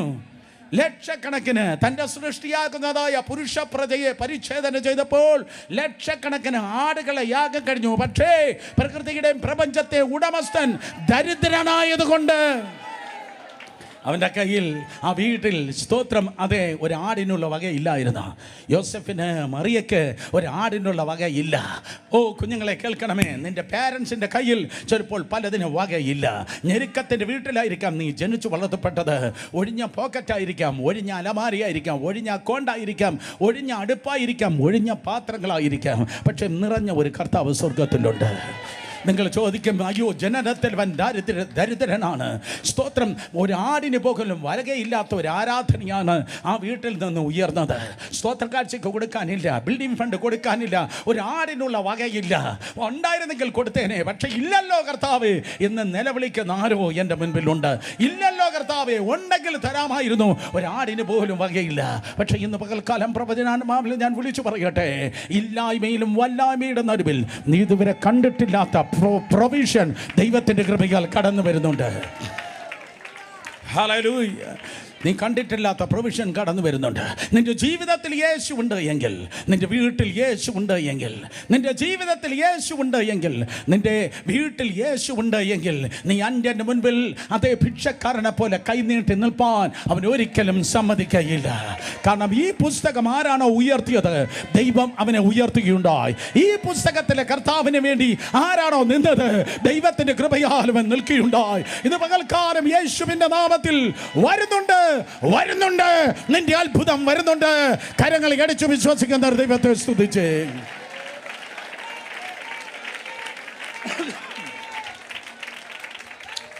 ഗബ്രിയേൽ മാലാഖ വന്ന് പറഞ്ഞതാണ്, ഇത് സാധാരണ കുഞ്ഞല്ല, ഇത് സാധാരണ കുട്ടിയല്ല. സ്തോത്രം. ഇവൻ ദൈവത്തിൻ്റെ പുത്രനാണ്. പക്ഷെ വളർത്താൻ വകയില്ലല്ലോ, വളർത്താൻ വകയില്ലല്ലോ. ഈ പ്രോജക്റ്റ്, ഈ കുഞ്ഞെന്ന പ്രോജക്റ്റ് ദൈവത്തിൻ്റെതാണ്, പക്ഷേ വളർത്താൻ വകയില്ല. ഒരാടിന് പോലും വകയില്ലാത്തതായ ഭവനത്തിലാണ് അവൻ വന്നിരിക്കുന്നത്. സ്തോത്രം. എങ്ങനെയാണ് ഈ കുഞ്ഞിനെ വളർത്തുന്നത്? 8-ാം നാളിൽ പരിച്ഛേദനയ്ക്ക് വേണ്ടി കൊണ്ടുപോയി 2 എങ്ങാണ്ടെന്ന് പിടിച്ചതായിരിക്കണം ചിലപ്പോൾ. സ്തോത്രം. അത് യോസഫ് പിടിച്ച പ്രാവിനെയും കൊണ്ടായിരിക്കാം ദേവാലയത്ത് പോയത്. പക്ഷെ എങ്ങനെയാണ് ഈ കുഞ്ഞിനെ വളർത്തുന്നത്? എങ്ങനെയാണ് വളർത്തുന്നത്? അതിനിടയ്ക്ക് ഈജിപ്തിൽ പോയി, ഈജിപ്തിൽ നിന്ന് തിരികെ നാസറേത്തിലേക്ക് ഈജിപ്തിൽ പോകേണ്ടതായിട്ടുണ്ട്. അതെ, പിന്നെയാണ് നാസറേത്തിലേക്ക് അവർ കടന്നു വന്നത്. സോ അവണ്ണം അവർ സ്തോത്രം അതെ കാത്തിരിക്കുന്നതായ സമയത്ത് ഇതാ വരുന്നുണ്ട്. സ്തോത്രം. വിദ്വാൻമാർ വരുന്നു, വിദ്വാൻമാർ വരുന്നു. വിദ്വാൻമാർ എന്ന് പറയുമ്പോൾ സ്തോത്രം സാധാ വ്യക്തികളല്ല, ഏതോ രാജപ്രമുഖന്മാർ അയച്ചതായ വലിയ സ്തോത്രം അതെ ജ്ഞാനികളാണ് വന്നത്. ആസ്ട്രോണൈറ്റ് കൊട്ടാരങ്ങളിൽ നിൽക്കുന്നതായ ഉന്നതരായ വാന നിരീക്ഷണ ശാസ്ത്രജ്ഞരാണ് വന്നത്. സ്തോത്രം. അതെ, ജോസിഫസ് ഉൾപ്പെടെയുള്ളതായ ചരിത്രകാരന്മാരും തിയോളജിയന്മാരും പറയുന്നത് അതെ സ്തോത്രം അവർ കൊണ്ടുവന്ന 3 പൊന്ന് കുന്തിരിക്കം ഏറ്റവും ചെറുതല്ല. നമ്മൾ ന്യൂ ബോൺ ബേബിയെ കാണാൻ വേണ്ടി പോകുമ്പോൾ അലുക്കാസിൽ നിന്നോ അല്ലെങ്കിൽ ആലപ്പാട്ടിൽ നിന്നോ എവിടെ നിന്നെങ്കിലും മൈക്രോസ്കോപ്പ് വെച്ച് നോക്കുന്ന ഏറ്റവും ചെറിയ മോതിരം മേടിച്ചിട്ടാണ് നമ്മൾ പോകുന്നത്. ആരും കൈ ഉയർത്തണ്ട്, കേട്ടിരുന്നാട്ടെ. ഏറ്റവും ചെറിയ മോതിരം, ആ പുതിയ കുഞ്ഞിന് ഏറ്റവും ചെറിയ മോതിരവും മേടിച്ചിട്ടാണ് നമ്മൾ പോകുന്നത്. പക്ഷേ 2000 വർഷങ്ങൾക്ക് മുമ്പ് പ്രകൃതിയുടെയും പ്രപഞ്ചത്തിൻ്റെയും ഉടമസ്ഥനാകുന്ന കർത്താവിനെ നയിക്കാൻ 3 പൊന്ന കുന്തിരിക്കം കൊണ്ടുവന്നത് കാരവാനിലായിരുന്നു. കാരവാനിൽ. സ്തോത്രം. കാരവാനിൽ. അതെ, രഥത്തിലാണ് 3 വന്നത്, പൊന്ന് വന്നത്, കുന്തിരിക്കം വന്നത്. ചരിത്രം പറയുന്നു, തിയോളജിയന്മാർ എല്ലാവരും എന്നോട് എഗ്രി ചെയ്യും. സ്തോത്രം. 3 പൊന്ന്, കുന്തിരിക്കം, ഏറ്റവും വിലയേറിയ വസ്തുക്കൾ വണ്ടിയിലാണ് വന്നിറങ്ങിയത്, വണ്ടിയിലാണ് വന്നിറങ്ങിയത്. ദൈവത്തിന്റെ കൃപയാൽ ഹേ കടം വാങ്ങി നശിച്ചവരെ, ജപ്തി നോട്ടീസ് കണ്ടവരെ, ജീവിതത്തിൽ ഞെരുങ്ങുന്നവരെ, വാടക വീട്ടിൽ പാർക്കുന്നവരെ ഈ പുസ്തകത്തിൽ കരുതുന്ന ഒരു അപ്പനുണ്ട്.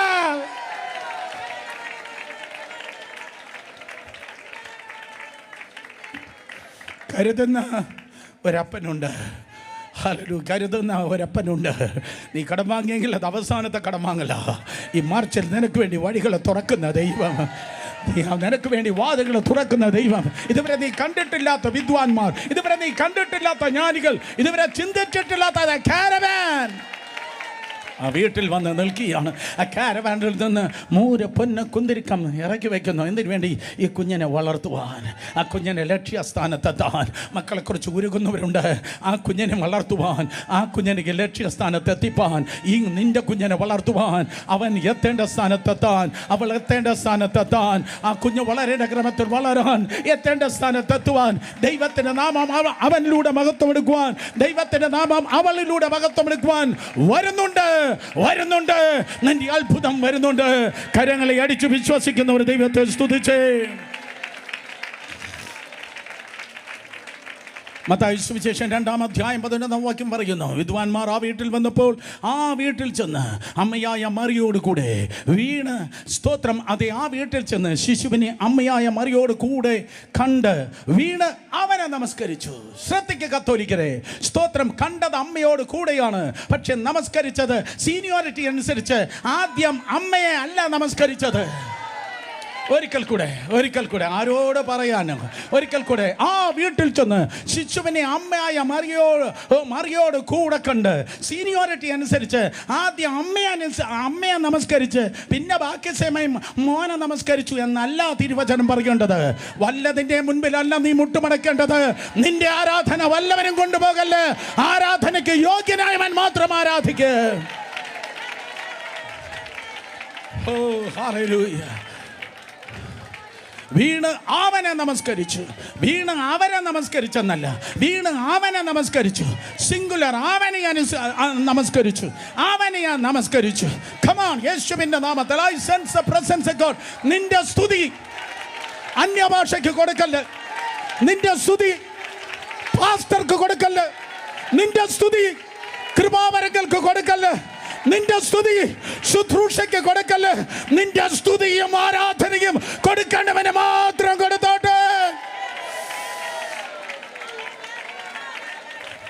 നിന്റെ സ്തുതി, നിന്റെ ആരാധന വേസ്റ്റ് ചെയ്യല്ലേ. കമാൺ, കരങ്ങളെ ഉയർത്തി അല്പനേരം അവന് മഹത്വം കൊടുത്തേ. യെസ്. എൻ്റെ സ്തുതി വല്ലതിനും ഞാൻ കൊടുക്കത്തില്ല. എൻ്റെ സ്തുതി കൊടുക്കേണ്ടവന് മാത്രമേ ഞാൻ കൊടുക്കത്തുള്ളൂ. കരങ്ങൾ ഉയരട്ടെ, ശബ്ദം ഉയരട്ടെ.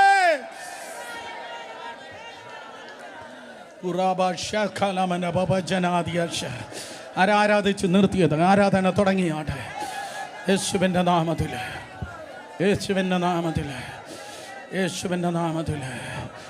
വീണ് അവനെ നമസ്കരിച്ച് നിക്ഷേപ പാത്രങ്ങളെ തുറന്ന് അവന് പൊന്ന്, കുന്തിരിക്കം, മൂര് കാഴ്ചവെച്ച്.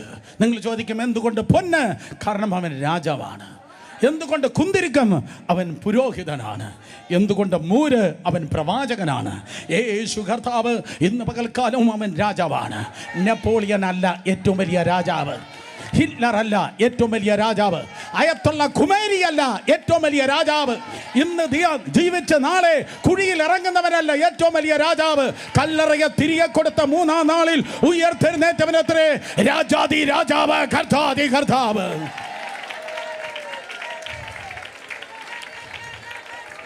അതുകൊണ്ട് അവന്റെ മുൻപിൽ പൊന്നിന് വെച്ചു. അവൻ പുരോഹിതനായതുകൊണ്ട്. അഹരോൻ മരിച്ചു, പക്ഷേ യേശു ഉയർത്തു.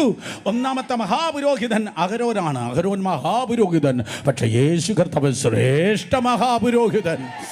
Is the most high priest. അതുകൊണ്ട് അവൻ്റെ മുൻപിൽ കുന്തിരിക്കത്ത് വെച്ചു, 3 സ്തോത്രം മൂരിനെ വെച്ചു. അവൻ ഏറ്റവും വലിയ പ്രവാചകൻ. കാലം കേൾക്കാൻ നിങ്ങൾ എവിടെ ഇരുന്ന് കേട്ടാലും, നീ ഇരുന്ന് സ്തോത്രം മലയാളപ്പുഴയിൽ ഇരുന്ന് കേട്ടാലും മലപ്പുറത്തിരുന്ന് കേട്ടാലും ശ്രദ്ധിക്ക്, ഏറ്റവും വലിയ പ്രവാചകൻ മോശയല്ല, യെശയ്യാവല്ല, യിരെമ്യാവല്ല, എസെക്കേലല്ല, വേറെ ഒരുത്തനുമല്ല. വാക്കിലും പ്രവൃത്തിയിലും ശക്തിയുള്ള പ്രവാചകൻ കർത്താവായ യേശുവത്രേ. ഹല്ലേലൂയ. ദരിദ്രനായിട്ടാണ് ജനിച്ചത്, പശുത്തൊട്ടിയിലാണ് കിടത്തിയത്. ദരിദ്രനായിട്ടാണ് ജനിച്ചത്, പശുത്തൊട്ടിയിലാണ് കിടത്തിയത്.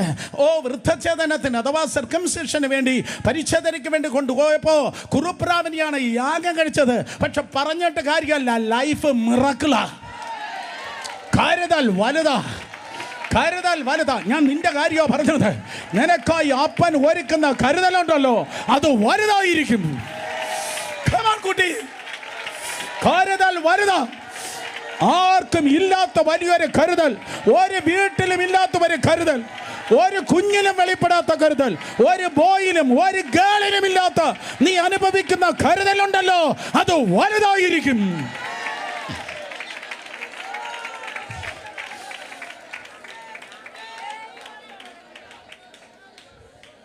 എനിക്കായി കരുതാമൻ ഉരച്ചവനെ, എനിക്കൊട്ടും ഭയമില്ല നീനച്ചിടുമ്പോ. എനിക്കായി കരുതാമൻ ഉരച്ചവനെ, കമോൺ, എനിക്കൊട്ടും ഭയമില്ല നീനച്ചിടുമ്പോൾ.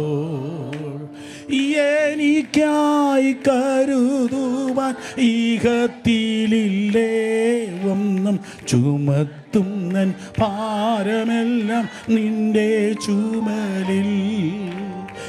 എനിക്കായി കരുതുവാൻ ഒന്നും ചുമക്കുന്നൻ ഭാരമെല്ലാം നിന്റെ ചുമലിൽ. ഒത്തിരി ഒത്തിരി ചോദ്യങ്ങൾ നിങ്ങൾക്ക് ഉണ്ടായിരിക്കാം. കുഞ്ഞുങ്ങളുടെ ഭാവി എങ്ങനെയാ? എക്സാം സമയത്ത് എക്സാമിനേഷൻ എങ്ങനെയാ? ആ ചെറുക്കൻ്റെ കൂടെയുള്ള എല്ലാവരുടെയും കല്യാണം കഴിഞ്ഞു. ആ പെണ്ണിൻ്റെ കൂടെ പഠിച്ചു വന്ന എല്ലാവരും സെറ്റിലായി. എൻ്റെ കൂടെ കളിച്ചു വളർന്ന എല്ലാവരും എങ്ങണ്ടൊക്കെ എത്തേണ്ടതുപോലെ എത്തി. ഞാൻ മാത്രം കറങ്ങി നിൽക്കുന്നു. ഡിലേ ആണോ? നോ നോ, നിൻ്റെ വാച്ചിലും നിൻ്റെ കലണ്ടറിലുമല്ല അവൻ നിൽക്കുന്നത്. അതുകൊണ്ട് അവൻ നിങ്ങളെ തക്ക സമയത്ത് ഉയർത്തുവാൻ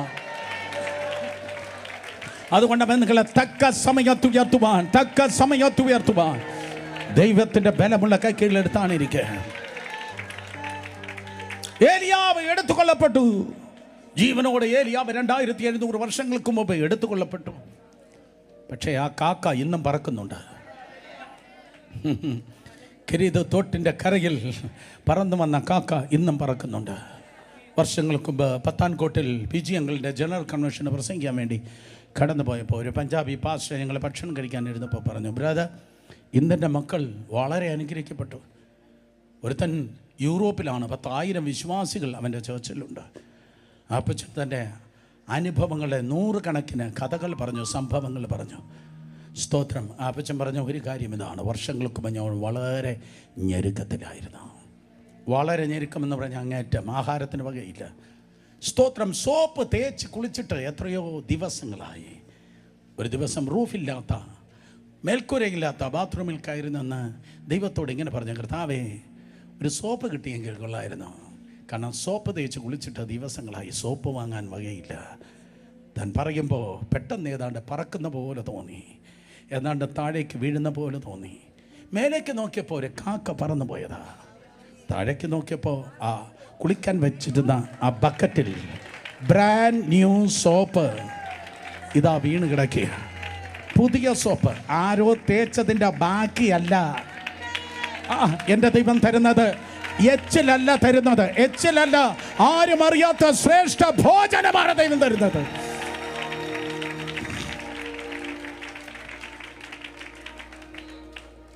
ആരെങ്കിലും കരഞ്ഞോ? ഞാൻ കരഞ്ഞു. സോപ്പ് തേച്ചിട്ട് ദിവസങ്ങളായി. സ്വർഗത്തിലേക്ക് ആ ബാത്റൂമിൽ കയറി നിന്ന് പ്രാർത്ഥിച്ചോ, ദൈവം അത് കേട്ടു. എയർ കണ്ടീഷൻ ഹാളിൽ കയറി വന്ന് പ്രാർത്ഥിക്കുന്ന കീബോർഡിൻ്റെ താളത്തിലും പാസ്റ്റർ സാന്നിധ്യത്തിലും വർഷിപ്പ് ലീഡറിൻ്റെ അകമ്പടിയിലുള്ള പ്രാർത്ഥന മാത്രമല്ല ദൈവം കേൾക്കുന്നത്. ആരും അറിയാത്ത ഇരുട്ടറകളിൽ നീ കയറി നിന്ന് ഒറ്റയ്ക്കിരുന്ന് കരയുമ്പോഴും നിന്റെ ഒറ്റയ്ക്കുള്ള പ്രാർത്ഥനയ്ക്കും മറുപടി നൽകുന്നവനായ ദൈവം, നിന്റെ നിശബ്ദമായ കണ്ണുനീരുകൾക്ക് മറുപടി നൽകുന്നവനായ ദൈവം. കാക്ക പറന്നോ?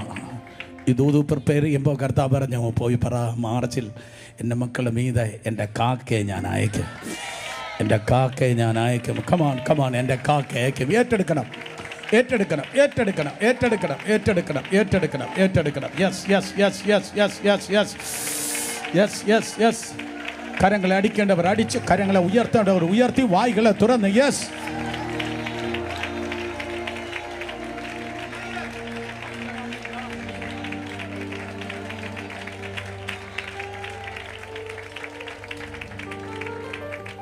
എനിക്കായി കരുതു ഈഹത്തിലില്ലേ ഒന്നും ചുമത്തുന്നൻ ഭാരമെല്ലാം നിന്റെ ചുമലിൽ. എനിക്കായി കരുതുവാൻ ഈഹത്തിലില്ലേ ഒന്നും ചുമത്തുന്നൻ ഭാരമെല്ലാം നിന്റെ ചുമലിൽ. ഭക്ഷണമില്ലാതെ വാടി കുഴഞ്ഞിടുമ്പോൾ അക്ഷണമായി കാകനൻ്റെ അരികിൽ വരും. ഭക്ഷണമില്ലാതെ പാടി കുഴഞ്ഞിടുമ്പോൾ അക്ഷണമായി കാകനൻ്റെ അരികിൽ വരും. അപ്പവുമിറച്ചീവ കരത്തിൽ തരും ജീവ ഉറവയിൻ തോടെനിക്കു ദാഹം തീർത്തി. കരങ്ങളടിച്ച് അപ്പഭൂമിറച്ചീവ കരത്തിൽ തരും ജീവ ഉറവയിൻ തോടെനിക്കു ദാഹം തീർത്തിടും. എനിക്കായി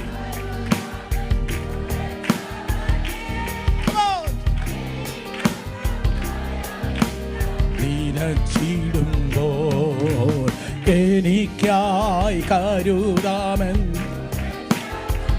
യേശുവേ.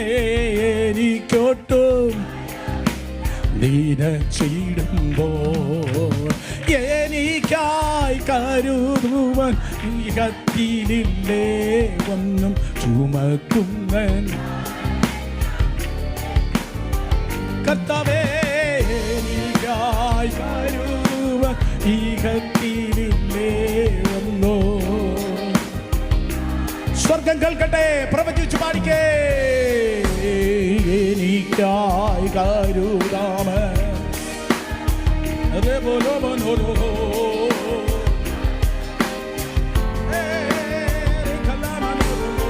എനിക്കായി കരുതാമൻ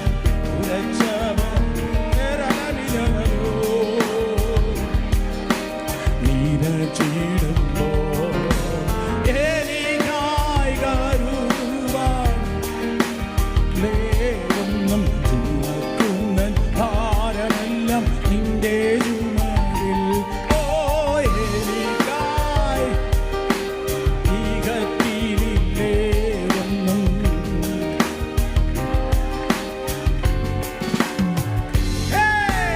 ക്ഷാമമേറ്റു സാരാപത്തിൽ സഹിച്ചിടാനാ മരിക്കുവാനൊരുക്കമായി ഇരുന്നിടും. ക്ഷാമമേറ്റു സാരാപത്തിൽ സഹിച്ചിടാനാ മരിക്കുവാനൊരുക്കമായി ഇരുന്നിടും. കാലത്തിലെ മാവുലേശം കുറയുന്നില്ലേ കലശത്തിൽ എണ്ണ കവിഞ്ഞൊഴു. ഈ മാസം കാലത്തിലെ മാവുലേശം കുറയുന്നില്ല എൻ്റെ കലശത്തിൽ എണ്ണ. കമോൺ, അന്യഭാഷകൾ പാടുക. എനിക്കായി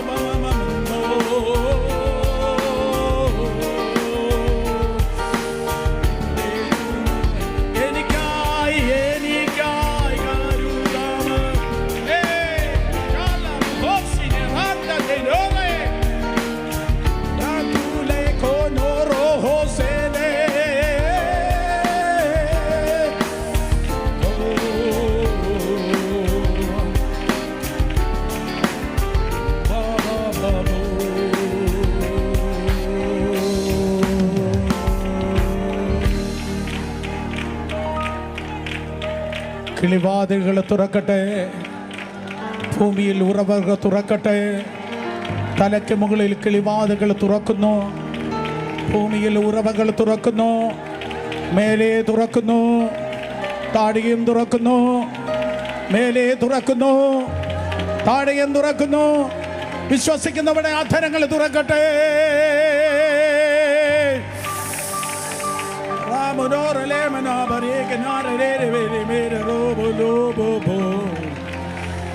Ora kinara hamsinare embolo manobere le manobero bonobo sedunara la comede da mara manara goriasie dibajaga da bawishasi.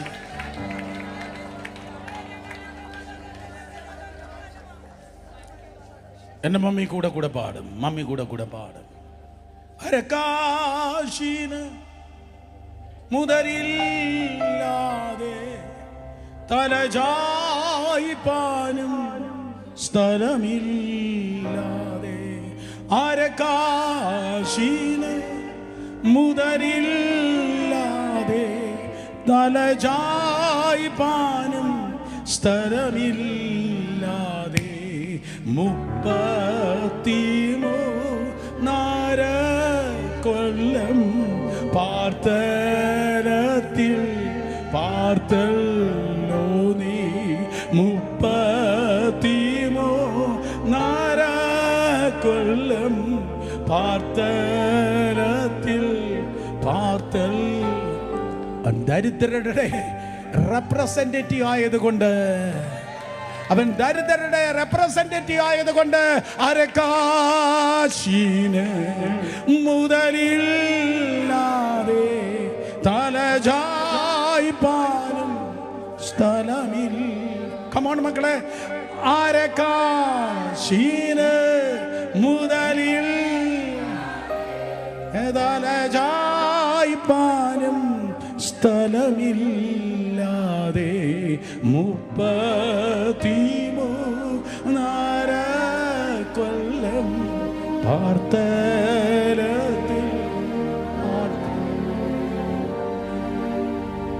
ഞങ്ങളെ ആ പാട്ട് കടന്ന കൈയായി പോയല്ലോ. ഞങ്ങൾക്ക് അതല്ല വേണ്ടി, ഞങ്ങൾക്ക് കവിഞ്ഞൊഴുകുന്ന അനുഗ്രഹമാണ് ഞങ്ങൾക്ക് ഇഷ്ടം എന്ന് പറയുന്നെങ്കിൽ, എൻ്റെ ബൈബിൾ പറയുന്നു അവന് അരക്കാശിന് മുതലില്ലാത്തത് കൊണ്ടാണ് ടാക്സ് കൊടുക്കാൻ പൈസ ഇല്ലാതിരുന്നത്. പത്രോസേ, നീ എനിക്ക് വേണ്ടി നിൽക്കുന്നവനാ. നിനക്കും ടാക്സ് കൊടുക്കാൻ വകയില്ല, എനിക്കും ടാക്സ് കൊടുക്കാൻ വകയില്ല. ഞാൻ നിന്നെ വലയിൽ നിന്ന് പിടിച്ചവനാണ്. ഇപ്പം ഞാൻ നിനക്ക് ചൂണ്ടൽ തരികയാണ്. നീ പോയി ആ ചൂണ്ടലിടുമ്പോൾ ഒരു മീനിനെ ഞാൻ അപ്പോയിന്റ് ചെയ്തിരിക്കുന്നു. അതിൻ്റെ വായിൽ ഒരു ചതുദ്രഹ്മ പണമുണ്ട്. ഈ ആഴ്ച നടക്കുന്നതാ ഞാൻ പറയുന്നത്. സ്വസ്ഥതയില്ലാത്ത ചില മീനുകൾ കറങ്ങി നടക്കുന്നുണ്ട്. അത് നിന്റെ മുൻപിൽ എത്തിയിരിക്കും.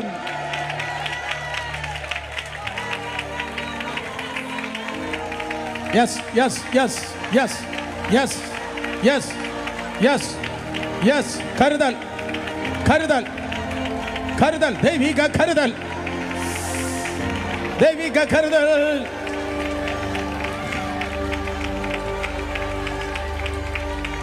അരക്കാശിന് മുതലില്ലാതെ തലചായിപ്പാനും സ്ഥലമില്ല. വാടക വീട്ടിൽ നിന്ന് വന്ന ആരെങ്കിലും ഉണ്ടോ? നിങ്ങൾക്കുള്ളതായ പാട്ടാണത്. തലചായിപ്പാനും സ്ഥലമില്ല. ഹൗസ് ഓണർ പറഞ്ഞു 8:30 മണിക്കകത്ത് വരണം, ഇല്ലെങ്കിൽ ഗേറ്റ് പൂട്ടും. ഹൗസ് ഓണർ പറഞ്ഞു, സ്തോത്രം, വെള്ളം കൂടുതൽ വേസ്റ്റ് ചെയ്യല്ലേ, ലൈറ്റ് നേരത്തെ ഓഫ് ചെയ്യണം. വാടക വീടാണെങ്കിൽ ഊഴിയ വിചാരകന്മാർ നിയന്ത്രിച്ചതുപോലെ നിന്റെ ഹൗസ് ഓണർ, അയൽവാസികൾ നിന്നെ തുറച്ചു നോക്കുന്നെങ്കിൽ, എൻ്റെ കർത്താവ് പറയും, മകനെ മകളെ, നിന്റെ വേദന എനിക്കറിയാം. ലൂക്കോസ് 9:58, മനുഷ്യപുത്രന് തല ചായ്പാൻ ഇടമില്ല.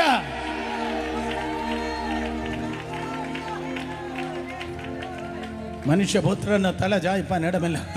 അവൻ ദരിദ്രന്മാരുടെ റെപ്രസെന്റേറ്റീവ് ആയിരുന്നാണ്. അവൻ ദരിദ്രന്മാരുടെ റെപ്രസെന്റേറ്റീവ് ആയിരുന്നാണ്. പക്ഷേ നീ അന്യന്റെ മുൻപിൽ കൈനീട്ടി നടക്കാൻ അല്ലാതെ, ഓ ഹല്ലേലൂയ, യേശുവിന്റെ നാമത്തിൽ. Beautiful, come on, beautiful. ഒത്തിരി പേരുടെ കരങ്ങളിൽ ദൈവം പലത് ഈ ദിവസങ്ങളിൽ ഏൽപ്പിക്കും. പലത് ദൈവം ഏൽപ്പിക്കും. ഒത്തിരി എണ്ണത്തിൻ്റെ കണ്ണുനീര് നിനക്ക് തുടയ്ക്കാനുണ്ട്. ഒത്തിരി പേർക്ക് ദൈവിക കരുതൽ നിനക്ക് റിലീസ് ചെയ്യാനുണ്ട്. ഒത്തിരി കുടുംബങ്ങൾക്ക് നിനക്ക് നന്മ ചെയ്യാനുണ്ട്.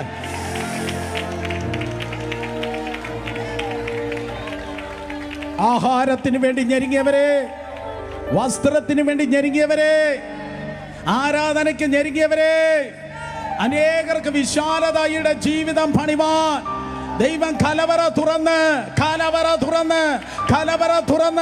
ദൈവം നിന്നെ സഹായിക്കാൻ പോകുന്നു.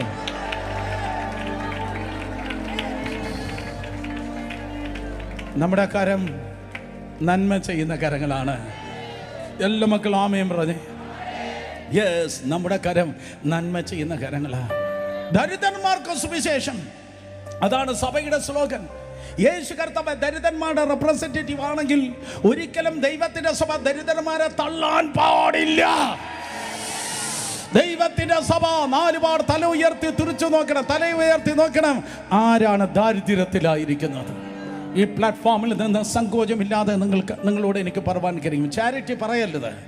3 കാര്യം പറയില്ല. നിന്റെ പ്രാർത്ഥന രഹസ്യത്തിലായിരിക്കണം, നിന്റെ ഉപവാസം രഹസ്യത്തിലായിരിക്കണം. നീ ദരിദ്രർക്ക് വല്ലതും ചെയ്യുന്നെങ്കിൽ അത് രഹസ്യത്തിലായിരിക്കണമെന്ന് ഞാനല്ല പറഞ്ഞത്, കർത്താവ് യേശുവാ പറഞ്ഞത്. രഹസ്യത്തിൽ കാണുന്ന നിന്റെ പിതാവ് നിനക്ക് പ്രതിഫലം തരുന്നെങ്കിൽ, വല്ലവനും വല്ലതും ചെയ്തിട്ട് ഫോട്ടോ എടുത്ത് ഫേസ്ബുക്കിൽ കൊടുക്കരുത്. രഹസ്യത്തിൽ കാണുന്ന കർത്താവാണ് നിനക്ക് പ്രതിഫലം തരുന്നത്. നിങ്ങൾ തരുന്ന സ്തോത്ര കാഴ്ച കൊണ്ട് നോർത്ത് ഇന്ത്യയിലെ ഏതൊക്കെയോ തെരുവിലുള്ള ചില പിള്ളേരെ ഭക്ഷണം വർഷങ്ങളായി കഴിക്കുന്നുണ്ട്. ആദ്യമായിട്ട് ഞാൻ പറഞ്ഞു, സോറി, നിങ്ങൾ തരുന്ന സ്തോത്ര കാഴ്ചയുടെ പൈസ കൊണ്ട് നിങ്ങളുടെ മുൻപിൽ ആഹാരം വരുമ്പോൾ ഓർക്കണം, നോർത്ത് ഇന്ത്യയിൽ എവിടെയോ കിടക്കുന്ന കുറേ പിള്ളേരെ ആഴ്ചകൾ നമ്മളിങ്ങനെ ഫീഡ് ചെയ്യുന്നുണ്ട്. എത്രയോ വിധവമാരുടെ ഹൃദയങ്ങൾ തണുക്കുന്നുണ്ട്. എത്രയോ അനാഥർക്ക് അന്നം നമ്മൾ കൊടുക്കുന്നുണ്ട്. ഒരു വശത്ത് നമ്മൾ വചനം കൊടുക്കുമ്പോൾ മറുവശത്ത് നന്മയും കൊടുക്കുവാൻ ദൈവം നൽകുന്ന ഭാഗ്യത്തിനായി സ്തോത്രം. യേശുവിന്റെ നാമത്തിൽ മേയർ പറഞ്ഞു, പട്ടിണിയില്ലാത്ത ജില്ലയായി തീർക്കുവാൻ ദൈവസഭയ്ക്ക് കഴിയട്ടെ. നന്മ ചെയ്യുന്നതിൽ തളർന്നു പോകരുത്. ശബ്ദമുയർത്തി ആ വാക്യം പറഞ്ഞ്, നന്മ ചെയ്യുന്നതിൽ തളർന്നു പോകരുത്. നന്മ ചെയ്യുന്നതിൽ ഒരിക്കലും തളർന്നു പോകരുത്. കാരണം യേശു കർത്താവ് പ്രസംഗിച്ച ഓഡിയൻസ് ഉണ്ടല്ലോ, പണക്കാരല്ല. യേശു മുതലാളിമാരുടെ ഉപദേശിയല്ല. ഓ, ആരോട് പറയാൻ? യേശു മുതലാളിമാരുടെ ഉപദേശിയല്ല. യേശു കർത്താവ് പട്ടണത്തിലെ വലിയ ബിസിനസ്സുകാരുടെ ഉപദേശിയല്ല. യേശുവിന്റെ ഓഡിയൻസിനെ ഞാൻ പരിചയപ്പെടുത്താം. ലൂക്കോസ് 6:20 നേരം പോയി. ലൂക്കോസ് 6:20 അനന്തരം അവൻ ശിഷ്യന്മാരെ നോക്കി പറഞ്ഞത്, ദരിദ്രന്മാരായ നിങ്ങൾ ഭാഗ്യവാന്മാർ. റിയലി സ്തോത്രം. ദരിദ്രന്മാരായ നിങ്ങൾ ഭാഗ്യവാന്മാർ, ദൈവരാജ്യം നിങ്ങൾക്കുള്ളത്. അവർ ദരിദ്രന്മാർ. യേശു കർത്താവ് തൻ്റെ ക്രൗഡിനെ സ്തോത്രം അഡ്രസ് ചെയ്യാണ്, നിങ്ങൾ ദരിദ്രന്മാർ. ലൂക്കോസ് 7:21-22 യേശുവിൻ്റെ ഓഡിയൻസ്. വീണ്ടും നമുക്ക് ലൂക്കോസ് 7:21. ആ നാഴികയിൽ അവൻ വ്യാധികൾ, ദണ്ഡങ്ങൾ, ദുരാത്മാക്കളും പിടിച്ച പലരെയും സൗഖ്യമാക്കി, പല കുരുടന്മാർക്ക് കാഴ്ച നൽകുകയും ചെയ്തിട്ട് അവരോട് 22, കുരുടർ കാണുന്നു, മുടന്തർ നടക്കുന്നു, കുഷ്ഠരോഗികൾ ശുദ്ധരാകുന്നു, ചെകിടർ കേൾക്കുന്നു, മരിച്ചവർ എഴുന്നേൽക്കുന്നു, ദരിദ്രന്മാരോട് സുവിശേഷം അറിയിക്കുന്നു. റിയലി ദരിദ്രന്മാരോട് സുവിശേഷം അറിയിക്കുന്നു. 20-ാം വാക്യം മുതൽ ഒരിക്കൽ കൂടെ കാണിക്കുക. 21-ാം വാക്യം മുതൽ ഒരിക്കൽ കൂടെ കാണിക്കുക. യേശുവിന്റെ ചർച്ചിലെ ഓഡിയൻസ് ആരാണ്? അല്ലെങ്കിൽ യേശുവിന്റെ ഓഡിയൻസ് ആരാണ്? സ്തോത്രം. വ്യാധിയുള്ളവര്, ദണ്ഡമുള്ളവര്, ദുരാത്മാക്കൾ പിടിച്ചവര്, കുരുടന്മാര്. അടുത്ത വാക്യം, വ്യാധിയുള്ളവര്, ദണ്ഡമുള്ളവര്, അതെ കുരുടന്മാര്, സ്തോത്രം, ദുരാത്മാക്കൾ പിടിച്ചവര്, കുരുടര്, മുടന്തര്, കുഷ്ഠരോഗികള്, ചെകിടര്, മരിച്ചവര്, ദരിദ്രന്മാര്. ചിലർ മിണ്ടുന്നില്ല. അവർ പറയും, ഞാനാ ചർച്ചിൽ പോകത്തില്ല, നല്ല ഗ്ലാമറുള്ള താരങ്ങൾ ഉള്ളിടത്തെ ഞാൻ പോകത്തുള്ളൂ. അത് ഫാഷൻ പരേഡായിരിക്കുമ്പോൾ ഇന്ന് പകൽക്കാലം ഞാൻ പറയുന്നത്, ദരിദ്രന്മാർക്ക് സുവിശേഷം.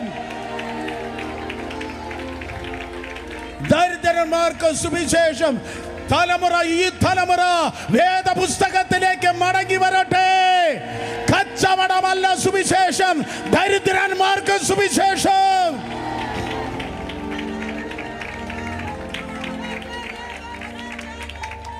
അതാണ് ദൈവത്തിന്റെ സഭ.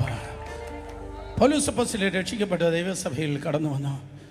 പൗലോസ് ഒരുപാട് കാര്യം എനിക്ക് പറയാനുണ്ട്. പൗലോസ് ദൈവസഭയിൽ കടന്നു വന്ന് പൗലോസിന് യെരുശലേം ചർച്ചിലുള്ള 3 പില്ലേഴ്സ്, 3 ശക്തന്മാരായ തൂണുകൾ പൗലോസിന് ഏറ്റവും കൈത്താങ്ങൽ കൊടുത്തു. സ്തോത്രം. മലയാളി അല്ലാത്തത് കൊണ്ടാണ്. യാക്കോബ്, സ്തോത്രം, യോഹന്നാൻ, പത്രോസ് 3 പേര് പൗലോസിൻ്റെ കാൽവാരിയിൽ അവന് കൈത്താങ്ങൽ കൊടുത്തു. ഒരു ആമയും പറ കുട്ടികളെ. ഒരു കൈത്താങ്കൽ കൊടുത്തിട്ട് ഇങ്ങനെ പറഞ്ഞു, ഗലാത്യർ 2:10 വായിക്കുമ്പോൾ ഇങ്ങനെ പറഞ്ഞു, ദരിദ്രന്മാരെ മറക്കല്ലെന്ന് പറഞ്ഞു. ഗലാത്യർ 2:10 സ്തോത്രം, ദരിദ്രർ ഞങ്ങൾ ഓർത്തുകൊള്ളണം എന്ന് മാത്രം അവർ പറഞ്ഞു. അപ്പോൾ യെരുശലേം ചർച്ചിൻ്റെ ടോപ്പ് മാസ്റ്റർ യേശു കർത്താവിൻ്റെ കൂടെ നടന്ന സ്തോത്രം യാക്കോബ്, യോഹന്നാൻ, പത്രോസ് അവർ പറഞ്ഞത് ദരിദ്രന്മാർ ഓർക്കല്ല. അതെന്താ പത്രോസേ? അതെന്താ യോഹന്നാനെ? അതെന്താ യാക്കോബെ? ഈ ദരിദ്രർ ഓർക്കല്ലെന്ന് പറഞ്ഞത്? അതെ, നമ്മുടെ സഭയുടെ നാഥനെ, ഞങ്ങളുടെ ലീഡറെ, സ്തോത്രം, അവൻ എഴുന്നേറ്റ് നിന്ന് പ്രസംഗിച്ചത് അതെ കച്ചവടക്കാരോടല്ല, അവൻ ദരിദ്രന്മാരോടാണ് പ്രസംഗിച്ചത്. ദരിദ്രന്മാരോട്. ഹല്ലേലൂയ. കൊരിന്ത സഭയിൽ പൗലോസ് അപ്പോസ്തലൻ പറയുന്നു, 1 കൊരിന്ത്യർ ലേഖനം 1-ാം അധ്യായം 26-27 വാക്യങ്ങൾ ഞാൻ നിർത്തി. 1 കൊരിന്ത്യർ ലേഖനം 1-ാം അധ്യായം 26-27 വാക്യങ്ങൾ. സഹോദരന്മാരെ, നിങ്ങളുടെ വിളിയെ നോക്കുവിൻ. ലോക അഭിപ്രായം ജ്ഞാനികൾ ഏറെയില്ല, ബലവാന്മാർ ഏറെയില്ല, കുലീനന്മാരും ഏറെയില്ല. ജ്ഞാനികളെ ലജ്ജിപ്പാൻ ദൈവം ലോകത്തിൽ ഭോഷത്വമായത് തിരഞ്ഞെടുത്തു, ബലമുള്ളതിനെ ലജ്ജിപ്പാൻ ദൈവം ലോകത്തിൽ ബലഹീനമായത് തിരഞ്ഞെടുത്തു. ഇതായിരുന്നു കൊരിന്ത്യ സഭയുടെ ചിത്രം. ജ്ഞാനികൾ ഏറെയില്ല, ബലവാന്മാർ ഏറെയില്ല, കുലീനന്മാർ ഏറെയില്ല. പക്ഷെ ആദ്യ നൂറ്റാണ്ടിന്റെ സഭയിൽ പരിശുദ്ധാത്മാവുണ്ടായിരുന്നു. ആമേൻ.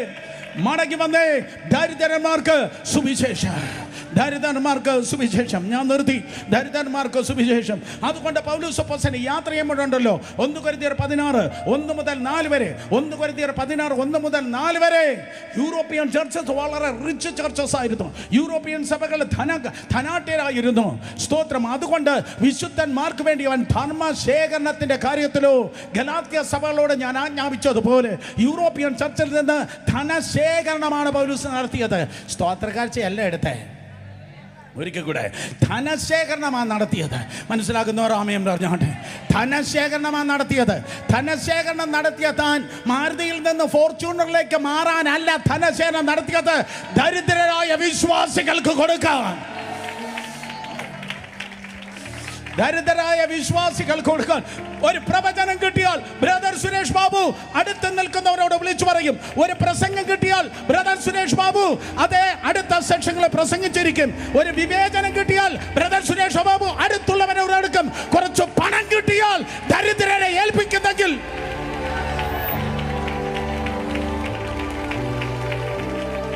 വചനം കിട്ടിയാൽ കൊടുക്കുന്ന പോലെ, വെളിപ്പാട് കിട്ടിയാൽ കൊടുക്കുന്ന പോലെ, പ്രവചനം കിട്ടിയാൽ കൊടുക്കുന്നത് പോലെ നീ ഒരു ചാനൽ എന്ന പകൽക്കാലം പരിശുദ്ധാത്മാ പറയുന്നു. നന്മയുടെ ചാനലാണ് നീ, വെളിപ്പാടിന്റെ ചാനലാണ് നീ, അഭിഷേകത്തിന്റെ കമോൺ, പണത്തിന്റെയും ചാനലാണ് നീ. പൗലോസ് പറയുന്നു, ഞാൻ ധനശേഖരണം. അതിനർത്ഥം പൗലോസ് സ്റ്റേഷൻ ആഫ്റ്റർ സ്റ്റേഷൻ, സ്തോത്രം, ഓരോ പട്ടണം തോറും പൗലോസ് കടന്നു വരുമ്പോ എന്താ ചർച്ചിൽ നിന്ന് ഊറ്റാം എന്ന് വിചാരിച്ചല്ല പൗലോസ് വരുന്നത്. പൗലോസ് ആ ചർച്ചിൽ എന്താ ചർച്ചിൽ നിന്ന് ഊറ്റിയെടുക്കാം എന്ന് വിചാരിച്ചല്ല പൗലോസ് വരുന്നത്. പൗലോസ് സ്തോത്രം ഈ ശേഖരിച്ച ധനവുമായിട്ടാണ് അതെ പ്രത്യേകിച്ച് യെരുശലേം ചർച്ചിലേക്ക് കടന്നു വരുന്നത്. പൗലോസ് വരുമ്പോൾ വെളിപ്പാടുണ്ട്. പൗലോസ് വരുമ്പോൾ എന്തോ വചനമാണ്, എന്തോ ടീച്ചിങ് ആണ്. തീർന്നില്ല. മറുവശത്ത് പൗലോസിൻ്റെ പക്കൽ പണവുമുണ്ട്. ഇന്ത്യൻ ചർച്ചിന് ആ സ്ഥിതി കർത്താവ് ദൈവകൃപയാൽ ഈ തലമുറയിൽ നൽകുമാറാകട്ടെ. ഹല്ലേലൂയ. ലോകരാജ്യങ്ങൾക്ക് ദൈവകൃപയാൽ അനുഗ്രഹത്തിൻ്റെ അതേ സ്തോത്രം, അനുഗ്രഹത്തിൻ്റെ സ്തോത്രം അതേ ചാനലായി ദൈവം തീർക്കട്ടെ. അതാണ് ദൈവത്തിൻ്റെ സഭ. ദൈവസഭയെ ഊറ്റുന്നവരല്ല, പകരം ദൈവസഭയെ അനുഗ്രഹിക്കുന്നവരായി നിൽപ്പാൻ. സ്തോത്രം. വർഷങ്ങൾക്ക് JJ അരുൾ എന്ന പേരുള്ള ഒരു ദൈവത്തിൻ്റെ ദാസൻ മധുരയിലുണ്ടായിരുന്നു. മധുരയിലെ അസംബ്ലീസ് ഗോഡിൻ്റെ സ്തോത്രം, അസംബ്ലീസ് ഗോഡ് തമിഴ്നാടിൻ്റെ യൂത്ത് ക്യാമ്പിന് ഞാൻ പോയി പ്രസംഗിച്ചു. 10-12,000 പിള്ളേരുണ്ടായിരുന്നു. ആ മീറ്റിംഗ് കഴിഞ്ഞ് സ്തോത്രം അതെ ആ ദിവസത്തെ മീറ്റിംഗ് കഴിഞ്ഞ് പിറ്റേ ദിവസം പാസ്റ്റർ JJ അവരുടെ ചർച്ചിൽ പ്രസംഗിക്കണം. മധുരയിലെ ഏറ്റവും വലിയ ചർച്ച്.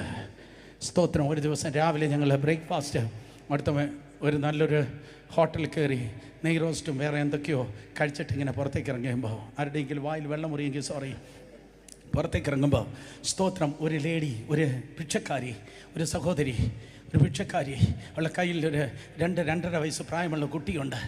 ആ കുഞ്ഞുമായി വാതുക്കൽ നിൽക്കുകയാണ്. ഞാൻ പാസ്റ്ററുമായി ആ ഹോട്ടലിൽ നിന്ന് പുറത്തിറങ്ങുമ്പോൾ ഈ കുഞ്ഞിനെ കാണിച്ചിട്ട് ഇങ്ങനെ പറഞ്ഞു, അയ്യാ കുളന്തയ്ക്ക് പസിക്കത് ഏതാവത് കൊടുങ്ക. അല്ല, മനസ്സിലായ മക്കളെ, ഈ കുഞ്ഞിന് വിശക്കുന്നു, എന്തെങ്കിലും കൊടുത്താട്ടെ. പാസ്റ്റർ അവിടെ നിന്നു, അവളെ നന്നായിട്ടൊന്ന് നോക്കി. എന്നിട്ട് പാസ്റ്റർ ഇങ്ങനെ ഗംഭീര ശബ്ദത്തിൽ ഇങ്ങനെ പറഞ്ഞു, ആ കുഞ്ഞിനെ താ, ഞങ്ങളെ നോക്കിക്കൊള്ളാം, എത്ര രൂപ വേണമെന്ന് പറ. ഞാൻ ഞെട്ടി, ഞാൻ ഞെട്ടി. എന്തൊരു അഹങ്കാരം, എന്തൊരു ധൈര്യം! ആ കുഞ്ഞിനെ താ, ഞാൻ നോക്കാം, എത്ര രൂപ വേണമെന്ന് പറഞ്ഞാൽ മതി. അവളെ കണ്ണ് നിറഞ്ഞൊഴുകി. അവൾ പറഞ്ഞു, ഞാൻ തരത്തില്ല, ഈ കുഞ്ഞുണ്ടെങ്കിൽ മാത്രമേ എനിക്കെന്തെങ്കിലും ആരെങ്കിലും തരത്തുള്ളൂ. വണ്ടിയിൽ കയറുമ്പോൾ ആ പാസ്റ്റർ കണ്ണ് നിറഞ്ഞിരിക്കുന്നത് ഞാൻ കണ്ട്. ഞാൻ ചോദിച്ചു, എന്ത് ധൈര്യത്തിലാങ്ങളെ ആ കുഞ്ഞിനെ ചോദിച്ചത്? അദ്ദേഹം പറഞ്ഞു, വാ ഞാൻ കാണിച്ചു തരാം. സ്തോത്രം. അദ്ദേഹത്തിൻ്റെ കുഞ്ഞുങ്ങളുടെ ഒരു ഹോസ്റ്റലുണ്ട്. അവിടേക്ക് കൊണ്ടുപോയി വണ്ടി നിർത്തി. உங்களுக்கு தெரியுமா പാസ്റ്റർ ജയിച്ചു കയറൽ? സ്തോത്രം. അതെ, ആ ഹോസ്റ്റൽ കൊണ്ടു നിർത്തുമ്പോൾ 1500 ബോയ്സും ഗേൾസും കൂടെ പപ്പാ എന്ന് പറഞ്ഞു 1500 പിള്ളേരുണ്ട്. അനാഥ പിള്ളേരെ ആ ദൈവദാസൻ വളർത്തുകയാണ്. അദ്ദേഹം പറഞ്ഞു, ഈ ധൈര്യത്തിലാണ് ഞാൻ പറഞ്ഞത്, നിന്റെ കുഞ്ഞിനെത്താ ഞങ്ങൾ വളർത്താം. ദൈവസഭയുടെ കരത്തിൻ്റെ കരുത്ത്, ഒരിക്കൽ കൂടെ, ദൈവസഭയുടെ കരത്തിൻ്റെ കരുത്ത് ലോകത്തിൻ്റെ കരത്തിൻ്റെ കരുത്തിനേക്കാൾ വലുതായിരിക്കട്ടെ. ഹല്ലേലൂയ. ഞെരുങ്ങിയവർ, മുറിവേറ്റവർ, ആരുമില്ലാത്തവർ, ഉടഞ്ഞു കിടക്കുന്നവർ, അവരെ നോക്കി കൈനീട്ടി പറയണം, വാ വാ, ഞങ്ങളോട് കൂടെ ഒരു യേശു ഉണ്ട്. ഞങ്ങളെ പണിത യേശു, ഞങ്ങളെ ആശ്വസിപ്പിച്ച യേശു, ഞങ്ങളെ നടത്തുന്ന യേശു, ഞങ്ങളെ കൂടെ ഇരിക്കുന്ന യേശു, കൈവിടാത്ത യേശു, സംരക്ഷിക്കുന്ന യേശു. ആ യേശു നിങ്ങളെയും നിന്നെയും നോക്കും.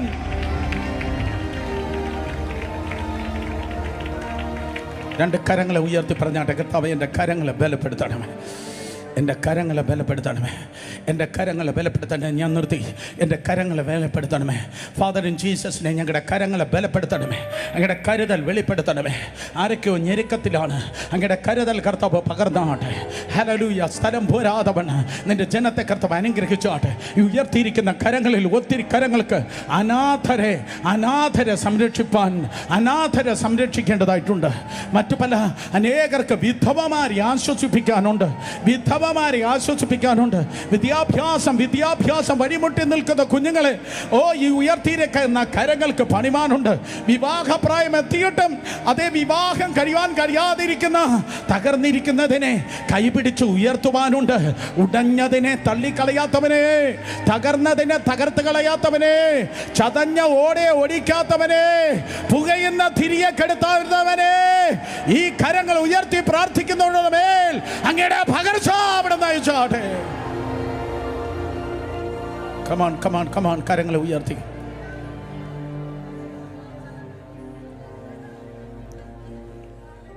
പണത്തിൻ്റെ ദൗർലഭ്യം എന്തെന്ന് നിങ്ങൾക്കറിയാം.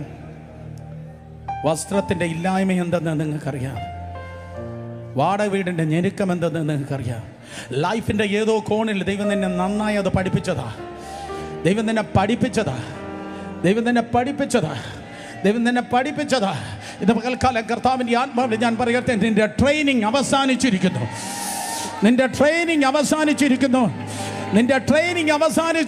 ആയിരക്കണക്കിന് ജനത്തിന് നന്മ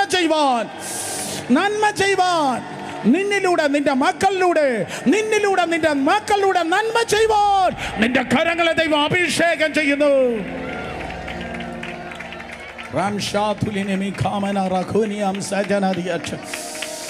കരങ്ങളെ ഉയർത്തി ആരാധിക്കുന്ന എല്ലാ ദൈവമക്കൾക്കായി സ്തോത്രം.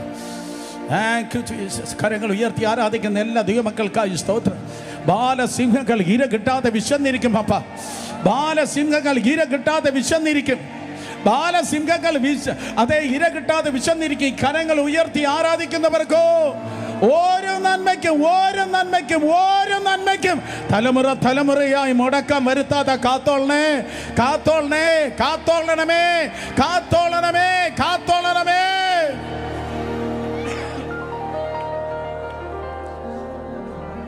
വരൾച്ച,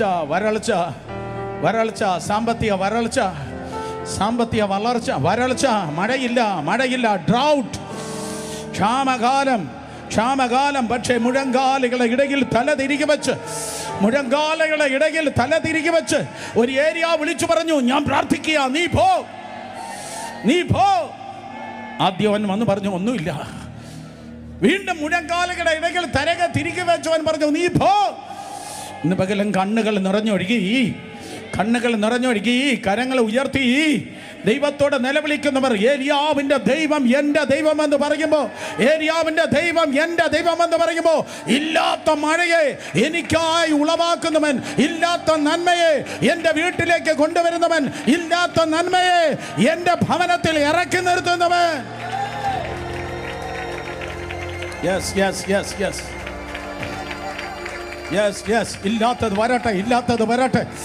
ഇല്ലാത്തത് വരട്ടെ. വഴിയിൽ വെച്ച് ദുഷ്ടൻ വെട്ടിയത് പുറപ്പെട്ടപ്പോൾ തടഞ്ഞതെല്ലാം കടന്നു വരട്ടെ. വഴിയിൽ വെച്ച് ദുഷ്ടൻ തടഞ്ഞത് പുറപ്പെട്ടപ്പോൾ വെട്ടിയതെല്ലാം യേശുവിന്റെ നാമത്തിൽ ചുറ്റുകൾ അഴിച്ച് കെട്ടുകളെ തകർത്ത് കടന്നു വരട്ടെ. തലമുറകൾ നന്മകൾ കടന്നു വരട്ടെ. റൈറ്റ് പ്രപ്പോസൽസ് കടന്നു വരട്ടെ. വിദ്യാഭ്യാസത്തിന്റെ വിജയങ്ങൾ കടന്നു വരട്ടെ. അപ്പോയിന്റ്മെന്റ് ഓർഡറുകൾ കടന്നു വരട്ടെ. ഉറവകൾ തുറന്നു വരട്ടെ. ദൈവ പ്രവർത്തികൾ തുറന്നു വരട്ടെ. യേശുവിന്റെ നാമത്തിൽ. Now it is your time. കരയുന്ന കാക്ക കുഞ്ഞിനും കാട്ടിലെ മൃഗത്തിനും അതിൻ്റെ ആഹാരത്തെ നൽകുന്ന കർത്താവിൻ്റെ കരുതൽ വെളിപ്പെടട്ടെ. ഞെരുങ്ങിയവരാണ്, തകർന്നവരാണ്, കാത്തിരിക്കുന്നവരാണ്. യേശുവിൻ്റെ നാമത്തിൽ ഇന്ന് പകൽക്കാലം എല്ലാ ദാരിദ്ര്യത്തിൻ്റെ കെട്ടുകൾ അഴിയട്ടെ യേശുവിൻ്റെ നാമത്തിൽ. ഓ ഹല്ലേലൂയ. അങ്ങയുടെ ദാരിദ്ര്യം ഞങ്ങളുടെ സമൃദ്ധിക്ക് വേണ്ടിയെന്ന 2 കൊരിന്ത്യർ 8:9 പറയുന്നു. യേശുവിൻ്റെ ദാരിദ്ര്യം ഞങ്ങളുടെ സമൃദ്ധിക്ക് വേണ്ടിയാണ്. യേശുവിൻ്റെ ദാരിദ്ര്യം ഞങ്ങളുടെ സമൃദ്ധിക്ക് വേണ്ടിയാണ്. 2 കൊരിന്ത്യർ 8:9. അവൻ്റെ ദാരിദ്ര്യത്താൽ നിങ്ങൾ സമ്പന്നരാകേണ്ടതിന്, യേശുവിൻ്റെ ദാരിദ്ര്യത്താൽ നിങ്ങൾ സമ്പന്നരാകേണ്ടതിന്, യേശുവിൻ്റെ ദാരിദ്ര്യത്താൽ നിങ്ങൾ സമ്പന്നരാകേണ്ടതിന് അവൻ നിങ്ങൾക്ക് നിമിത്തം ദരിദ്രനായി തീർന്നതായ കൃപ നിങ്ങൾ അറിയുന്നുവല്ലോ. He become poor. അവൻ ജനനത്തിൽ ദരിദ്രനായത്, അവൻ ജീവിതത്തിൽ ദരിദ്രനായത്, അവൻ്റെ യാഗത്തിൽ അവൻ ദരിദ്രനായത്, അവൻ്റെ വീട്ടിൽ അവൻ ദരിദ്രനായി ജീവിച്ചത് നിങ്ങൾ ഞെരുക്കത്തിൽ ജീവിക്കാനല്ല, അവൻ്റെ ദാരിദ്ര്യത്തിൽ നിങ്ങൾ സമ്പന്നരാകേണ്ടതിന്. ദരിദ്രന്മാർക്ക് സുവിശേഷം. Thank you Jesus. ദരിദ്രന്മാർക്ക്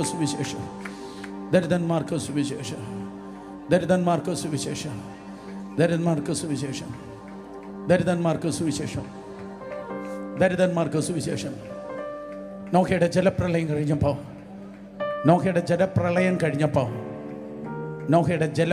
കഴിഞ്ഞപ്പോൾ ചില ജലജീവികൾ ജലപ്രളയത്തിൽ ചത്തില്ല. ചില ജലപ്രളയത്തിൽ ചത്തില്ല. ജലത്തിൽ കിടക്കുന്നത് എങ്ങനെയാ? ജലപ്രളയം വരുമ്പോൾ ചാകുന്നേ. കരയെ കിടക്കുന്നതല്ലേ ചാകത്തുള്ളൂ. പിള്ളേരെ തുറച്ചു നോക്കി, ജലപ്രളയത്തിൽ ചത്തില്ല മക്കളെ. അത് ജലത്തിൽ ജീവിക്കുന്നത്. എന്താ പച്ചാ?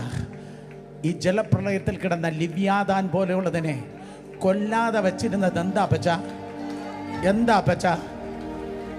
ഇതിനെ ഇപ്പോഴേ കരുതി മാറ്റിയിട്ടേക്കണേ. ഇപ്പോഴേ ഇത് ചാകാൻ പാടില്ല എന്ന് മാർക്ക് ചെയ്ത് നീ മാറ്റിയിട്ടുണ്ട്.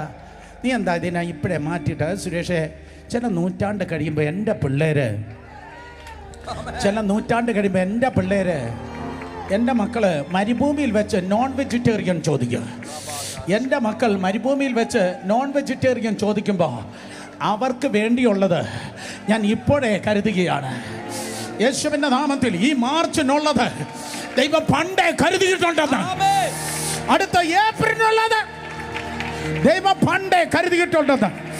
ഈ വർഷത്തേക്കുള്ളത് പല ഡെക്കേഡുകൾക്ക് മുൻപേ ദൈവം കരുതിയിട്ടുണ്ടെന്ന് വിശ്വസിക്കുന്നവർ ദൈവത്തെ സ്തുതിച്ച്, വിശ്വസിക്കുന്നവർ ദൈവത്തെ സ്തുതിച്ച്, വിശ്വസിക്കുന്നവർ ദൈവത്തെ ആരാധിച്ച്.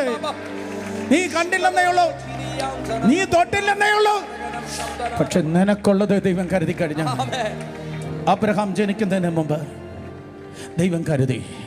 നിങ്ങൾ കേട്ടില്ല? അബ്രഹാം ജനിക്കുന്നതിന് മുൻപ്, ഇസഹാക്ക് ജനിക്കുന്നതിന് മുൻപ്, യാക്കോബ് ജനിക്കുന്നതിന് മുൻപ്, മോശ ജനിക്കുന്നതിന് മുൻപ്, ഇസ്രായേൽ ജനം പെരുകുന്നതിന് മുൻപേ, അതിനു മുമ്പേ നോഹയുടെ കാലത്തെ ഈ ജനത്തിനുള്ളത് ദൈവം കരുതിയെങ്കിൽ ഇന്ന് പകൽ ദരിദ്രന്മാർക്ക് സുവിശേഷം, നിന്റെ ഭാവിക്കുള്ളതല്ല എന്റെ ദൈവം കരുതി കഴിഞ്ഞു.